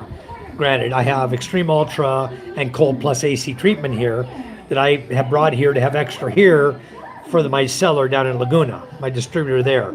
But as far as the pool products go, you don't buy it, you don't get it. Because I don't carry product here. I don't have room for storage to bring a bunch of product in the hopes that you might buy it one day. I don't play games. I do J&T type management. I bring product when it's on demand, when you order it. That's when you get it. You order it, you place your order, I give you a pro forma, I send your order over to get the shipping cost. I send you the shipping cost plus a pro forma, wire transfer fees that you have to pay, and then it's all built into the cost. You pay for the pro forma into my bank account here in the Philippines. I send the money to the manufacturer. The manufacturer packages up your product on the pallet and ships it directly to you. I don't pay for customs duties, taxes. I don't pay for anything coming anywhere into this country. It's between the distributor and your manufacturer on how they're going to get it here into the country. Me, I just take their money. I have a triangle of money moving, that's it. From them to me to manufacturer, product goes back to them. That's how it is all over the world. Every country that I handle it the same way. So I only deal, for the most part, in money. Okay, that's my business. Anybody can set up this kind of business. You just got to know what you're doing a little bit. Have a little bit of smarts, set the business up. You do like I do, you handle it right on your phone. That's it. I can sit at my kitchen table with my phone and a calculator, and I can punch out your invoice to you in 10 minutes. Give me what you want to order, I'll punch out an invoice to you. So that's how I do business. I live in Mississippi. Deucebolt, MS. Well, now I understand the MS. Florida's not far away. Where are you from in Mississippi? Because you'd be shocked to learn I'm from Mississippi too. Yep, my mom's in Flowood. My brother's down in Brandon. I was raised in South Jackson, and I got a brother out in right now at Ross Barnett Reservoir. He lives out there on a golf course. And then the rest of my relatives, got one down in Slidell and one over in Lake Pontchartrain in Louisiana. But my family, my mother's in Flowood. So I'm from Mississippi. Yep. I am still coming to the Philippines. I have a beautiful Filipino lady with a heart of gold. Wonderful. That's good to hear. How bad was the tornado stuff last night? It blew the windshield out of my cousin's semi in the Springfield area. Wow. Amazing. I didn't even hear about a tornado. Another bad storm's coming on Wednesday. Wow. Spring is tornado month. Yep, Wednesday, Thursday could be a gong show. News, do you know what Malungian are? Malungian. See, someday I'm going to have that flooring, and the stone looked like tiles at the school. Sayer, I don't know if you saw what I did. I showed you a picture of the tile, but when I went to town to buy them, so I'd have enough to finish the job, they said, sorry, sir, no more tile.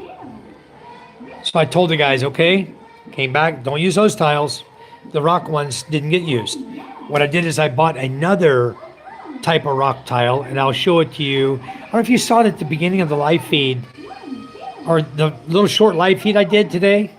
When it started raining on me, I ran out of the school. I posted it up. It should be up already. It was a very short live feed. You'll see the tile in the room the guy was putting it in. Tonton, the guy that was just here, he was actually the one putting the tile down inside the closet area, the kitchen area.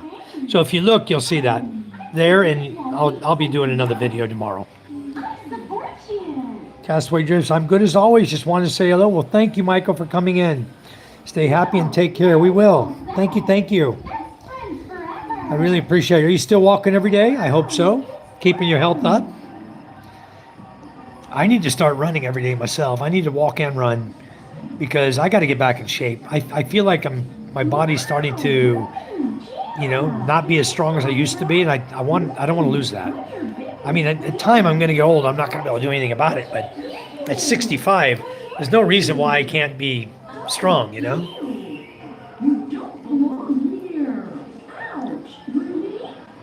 Safer. What's that mean? Mixed race safer. I didn't even catch that, Deuce. I hear Crystal Springs. I know Crystal Springs. I used to drive through Crystal Springs when I was heading down to Louisiana. I was stationed in Pascagoula on my first submarine. It was in the shipyard, Ingalls Shipbuilding. And so I used to leave Jackson. I would drive down through Crystal Springs going on my way down to Pascagoula. I know exactly where Crystal Springs is. Yep, 30 miles away. Yep. Not anymore. Now you're about 6,030 miles. I'm far away now. I'm not in Jackson anymore. I'm way far away. The Philippines is treating me right, though, guys. It really is. Look at RFK. He's ripped at 70. The guy is jacked. That's what I want to. I want to get strong. I don't want to, look like I'm a muscle man from hell. I just want to be stronger to be able to continue to do things I like to do. I want to outrun my son. When my son gets up to his, all the way through elementary school, I want to still be able to outrun his ass. I can still outrun my daughters. Maybe not in long distance, because those girls can run. They're running a 1,500 and a 3,000 meter. Micah. Ella was running 800 and a 1,500. So they probably leave me behind over time. Oh, it says, Michael, I'm betting we're related now. The hair, the eyes, Missouri area, Lungian, have some Cherokee in them. You have 4 mystery markers. Really? I don't know. I hope we're not. Related. That'd be cool if you were. That'd really be cool. Spiro, hello Spiro. Said hi Sayer and Castaway. Thank you for coming in. Greg Masters is in. Hello, Mr. Masters. Thanks for coming in. So Greg, are you thinking about coming back here? I know you used to live here. Are you thinking about coming back now to the Philippines? If so, when are you looking at? What time period are you thinking to come back? How many more years before you come back?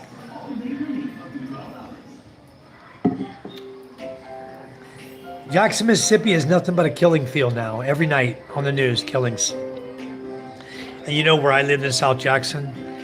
It was that way. My dad had his house broke into like 4 times. He always was strapped. Day and night, he had a gun at his side when he was living there in South Jackson. And then when he passed away, he gave my sister the house. My brother was executor on the will, and he gave it to my sister, Lisa.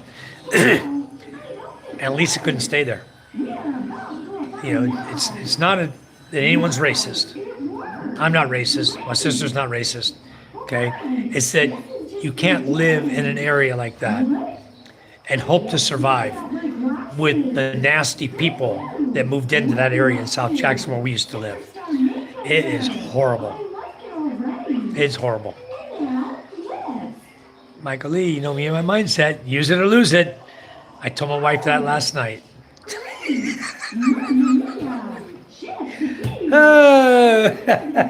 Anyway, I did. So, walking daily mixed in with some other exercises, exactly. Oh my God, you always crack me up, you know. Sarah says, Spiro, hi, Castaway. Hello, Spiro, Greg, and 1 star. Yeah, I just left in 2025 after 9 years. I'm still young, so I'm thinking of saving for maybe 2 years and visit to find a wife. That's cool, yeah.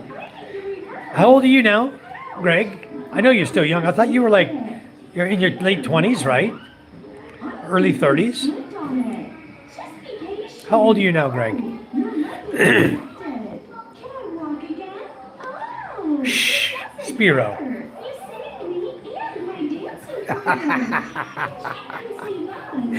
Oh, 34. Okay. Well, that's cool. I saw you making eyes at Judith yesterday. Judith's only 28. After 4 a.m. here, I need to go snore, okay? Love you guys. Thank you, Sarah. Thanks for coming in. Loved having you in. So much appreciated. Everything you've done for our channel. So much appreciated. Come back and see us on another live. We look forward to it. Thank you much. You sleep well. Get a good night's sleep. I know you're a busy lady. All right, take care. We'll talk to you soon. Michael 2 from 1 star. Castaway Drift. Love Castaway's channel. You know, you guys want to see Dumageddon? He'll show you Dumageddon. That's for sure. And also, he went to Sikihor. Him and Shay went over to Sikihor, right, Michael? Would you go again? That's my question. Would you go over there again? Yeah, she is. Cool lady. 1 star. She really is. Dinner time. Have a good night, everyone, in the morning. Love to catch up again, my friends. Thank you, Michael. Thanks for coming in. Take care of yourself. Yeah, Bicolana Beauty. Yep, Greg, she sure is. 5:20 in the morning here. Take care. Okay, you too. Enjoy Mississippi, Crystal Springs. Brings back old memories, man, I'll tell you. We used to do some traipsing around Mississippi when I was growing up. Anyway, I miss it, but I won't go back. You come on over here. Go fishing with me over here. I have fishing boats. It's a lot more fun fishing with nets over here. You got no game warden telling you can't catch a fish. You use as many poles as you want. Use as many jigs to catch squid as you want. I'll teach you the fishing the Filipino way. All right, Sayer, take care. Love, much love, much love. Spiro says, see you, Castaway. Thanks for coming in, Michael. Anyway, kids are watching TV now. Sean's busy, probably watching my live feed. Sean's probably watching my live. She likes watching too. We'll definitely visit Sikihor again. So much to see yet. Okay, then I'll take that for action, and Charm and I are going to have to make a trip over there too. We've been talking about it. All right, guys, take care. Take care, Michael. Say hi to your lovely girlfriend, and we'll catch up with you later. Thanks much for coming in. Much appreciated.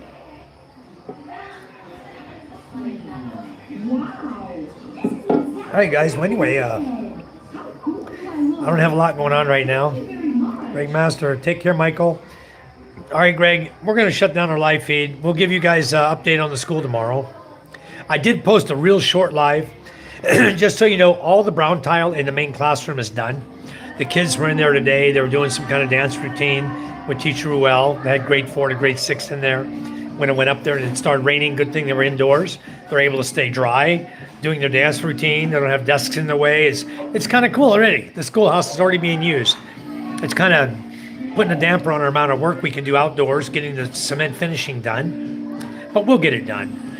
And the school indoors, we're going to finish up start smooth coating. Once he gets all the electrical done, gets the boxes in, which he was working on today. We saw that on the short video. He's chipping away the cement, grinding it and chipping it, making the electrical ready. Once he gets that installed, then they can finish the cement coat over that, smooth coat it, and get busy with the skim coat, the white skim coat. White skim coat, guys, is going to make it look like my wall looks. Okay, let me flip my camera around. It's going to be smooth, like this, smooth texture. You see how smooth that is? You don't see any cement marks. What's that? Oh, it's a dirt spot. It's smooth like this, okay? You don't see the cement. It's real smooth. So that's what I want the school to be like. We're gonna do that, then we're gonna paint it green and white, just like my house. The main body of the house of the school is gonna be green, and then the beams are gonna be white, and the overhead top part of the school on the side that goes down like that, but up by the roof area, that whole section is gonna be white. I determined, and the top front will be white, and all the bottom will be green, and the pillars will be white coming down. So that's how we're gonna paint the school out. I think you guys are really gonna like it. We've got the tiling done inside on the floor. We're doing the floor now in the CR. That'll be done tomorrow. The sink area is done. The backsplashes are done in the kitchen area. The CR itself is pretty much done. Just got to finish up a little plumbing, put a light and a light switch in there with the electrical, a light switch in for the kitchen with an electrical outlet in the kitchen, and then have them come get the solar that's at my house. I'll show you guys the solar. You may not have seen it yet. What we're going to put in the school is going to be my other backup solar system I have, because I'm not even using it. I'll show it to you guys.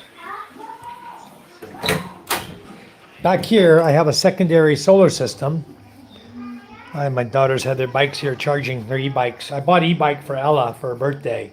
And then I turned around and bought an e-bike just like it, different color for Micah. They ride their e-bikes to school, both of them. She's 10, Ella's 10, and Micah's 12. So now they're riding their own e-bikes. They have to charge them up like this when they get home. I make them charge them up. But this is solar. It's an A-Nern solar panel. It's a 3200, 3000 watt system.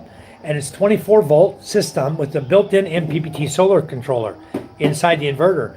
So all you got to do is have this, a couple batteries, and a few solar panels, and you got power. So I've got to disconnect these. They're hooked up parallel and series together to give me 24 volt, 400 amp hour is how it's set up. They're 200 amp hour batteries, parallel series, okay? To give me a total of 9,600 watts coming off this one inverter here. So that's my plan, is to move this. We're back. Sorry. I saw your note, frozen screen. Every single time I go in that back, I lose it because my Wi-Fi is way up here inside the house. Sorry about that, guys. So I hope I didn't lose you too much, but I'm going to be taking the solar system I have in the back and moving that up to the school with a couple batteries and about 4 solar panels. And then I'm going to be, I was looking at my solar system a minute ago. I have about 21,000 watts of power in my batteries to last through the night. I did unplug the freezers and the ref, so we're good. We don't have to waste any power. Here's something simple, little gimme to you guys. You can do it in your home country now and get used to doing it. If you unplug your freezer or your ref during the daytime, if you're like never, if you're not opening them, shutting them all the time, and you're home alone or whatever, and you have a refrigerator and or a freezer, try this to drop your electricity bill. Unplug either of those units or put them on a timer to where they are turned off during peak electrical hours when you're paying the most for electricity. Try it, and you're going to see your refrigerator works just fine, your food stays just cold, and you're going to save a lot of money on your electric bill every day. Okay, so you guys try that trick. I've done it here for years. It works. I save money. I'm sharing it with you guys because when you come to the Philippines, electricity is very expensive. Hi, Spiro. Pat, how are you, Pat? Welcome. So I just want to share that tidbit with you guys. I try to teach you a little something every time we're in here chatting. So my tip of the day today is morning, unplug your ref or your freezer every morning. And 5 p.m., plug it back in, let it run all night. You can actually put ice bags in there and have ice cubes or frozen ice to help keep everything in the freezer ice cold. You know, you're not going to be opening the door, so if you got a decent freezer ref, it's going to stay cold anyway. So you're going to be fine. So try it, guys. Do you want to save money monthly on your electric bill? Give it a try. And then if you like my tip well enough, go ahead and use all that savings and send it over for the elementary school. We'll put it to good use. You like that? Can I help you? What are you doing, Too? What are you guys doing? Denisa? Where are you going? Okay, well, it's the cousin of MJ. It's two little cousins. So there you go, guys. I give you a little tidbit of information, how to save money. And I think if you follow my plan, I should do a tip a day, huh, Spiro? But the tip today is, I want to save you guys electricity, all right? So my tip for saving electricity is very simple. Unplug your refrigerator during the daytime. Plug it back in at night, okay?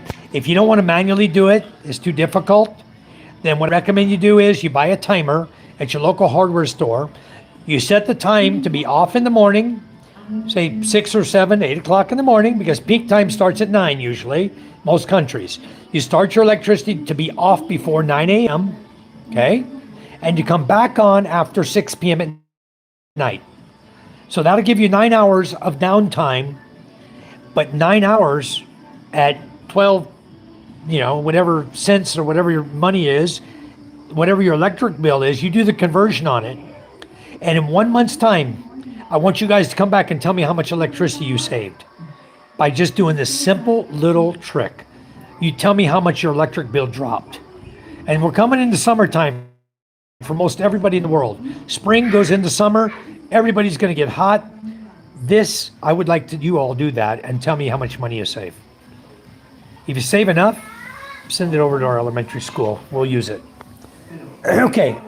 Spiro said, like the one yesterday, put a solar street light above your solar panel. Okay, you got to get the battery charged up on it. So I put another solar light over top of it, just as a test, over the solar panel. And it charged the battery up and the solar light came on. Okay, so I know it works. I think if you get a bright enough one, a big enough, bright enough one, you set it up, you're going to have free power because those lights are going hard by the sun to charge up in the daytime. And at night, they're going to turn on and charge up your solar panels at night while it's dark. So I give you guys 2 wonderful tips in the last 2 days. I hope you guys work on those tips. I've got another one already ready for you for tomorrow. I think you're going to love this one. Yeah, you need a bright light. A 300 watt is good. You can get one with very strong lumens will do the trick and provide power to the solar panel. Give it a try. I mean, you can't go wrong. What does it cost you? It doesn't cost you not much to try. If you don't like it, you don't think you get enough power out of it, you're going to get as much power out of it, I think, as you will out of a windmill at night, okay? I think you're going to get just as much power out of a solar street light shining on your solar panels, lighting them up. I believe that. Anyway, try it. Let me know how it works. I already got my tip in mind for tomorrow night. You guys just remind me to give you a tip, and I will give you a tip for tomorrow as well. Scuba Dooba Doo, how are you? Welcome, Scuba. I was just getting off my live feed. I've been on here almost 3.5 hours. I was going to shut down. None of us are doing karaoke. It's still nasty weather. It's not raining now, but it's still cloudy. And we didn't get much for power today. Scuba, what is your battery at right now? You guys that don't know, Scuba's got pretty much the same system I've got. He has the 8,000 watt inverter, looks identical to mine. It's a Solus 8000. I've got the 12. And he's got the same battery, 51.2 volt, 280 amp hour. And generally, with the solar panels, he's running 8,000 watts, 8,900, I believe. He's got almost the same amount of solar panels I have. And he's only running one battery. But mine's 74% on two batteries, so he should be 100%. 94. Okay, there you go. Very good. You're good to go, Steve. I'm at 74% and on both my batteries, so I'm looking at 21,000 watts. You're at 94%, so you've got about 14,000, 13.8 to 14,000 watts sitting there. You're good to go through the whole day, through the whole night. All right, anyway, I'm going to shut down my live feed, guys, just to take it easy, relax tonight.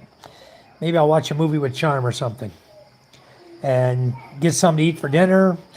And then we'll say goodnight to everyone, and we'll be back on live tomorrow. God bless you all. Thank you for coming in.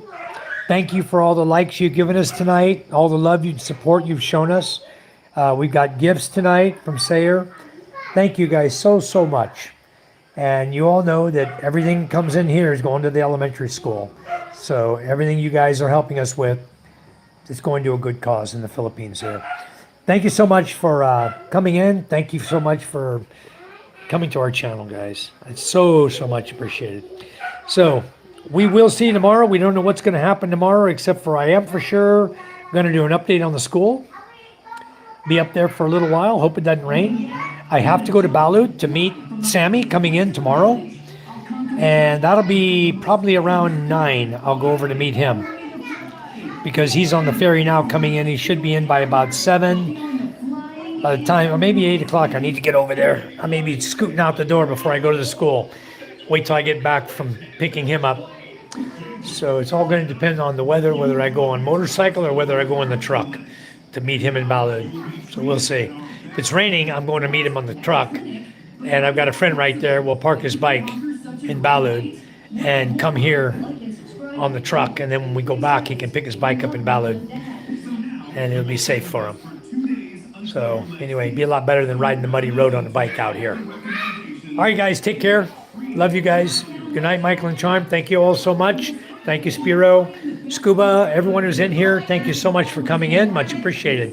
And if I feel gung-ho later, I might go live if I'm not too tired, because I know I've got a lot of my American audience hasn't even come in yet. They usually come in later. All right, guys, so we'll catch up with you all later.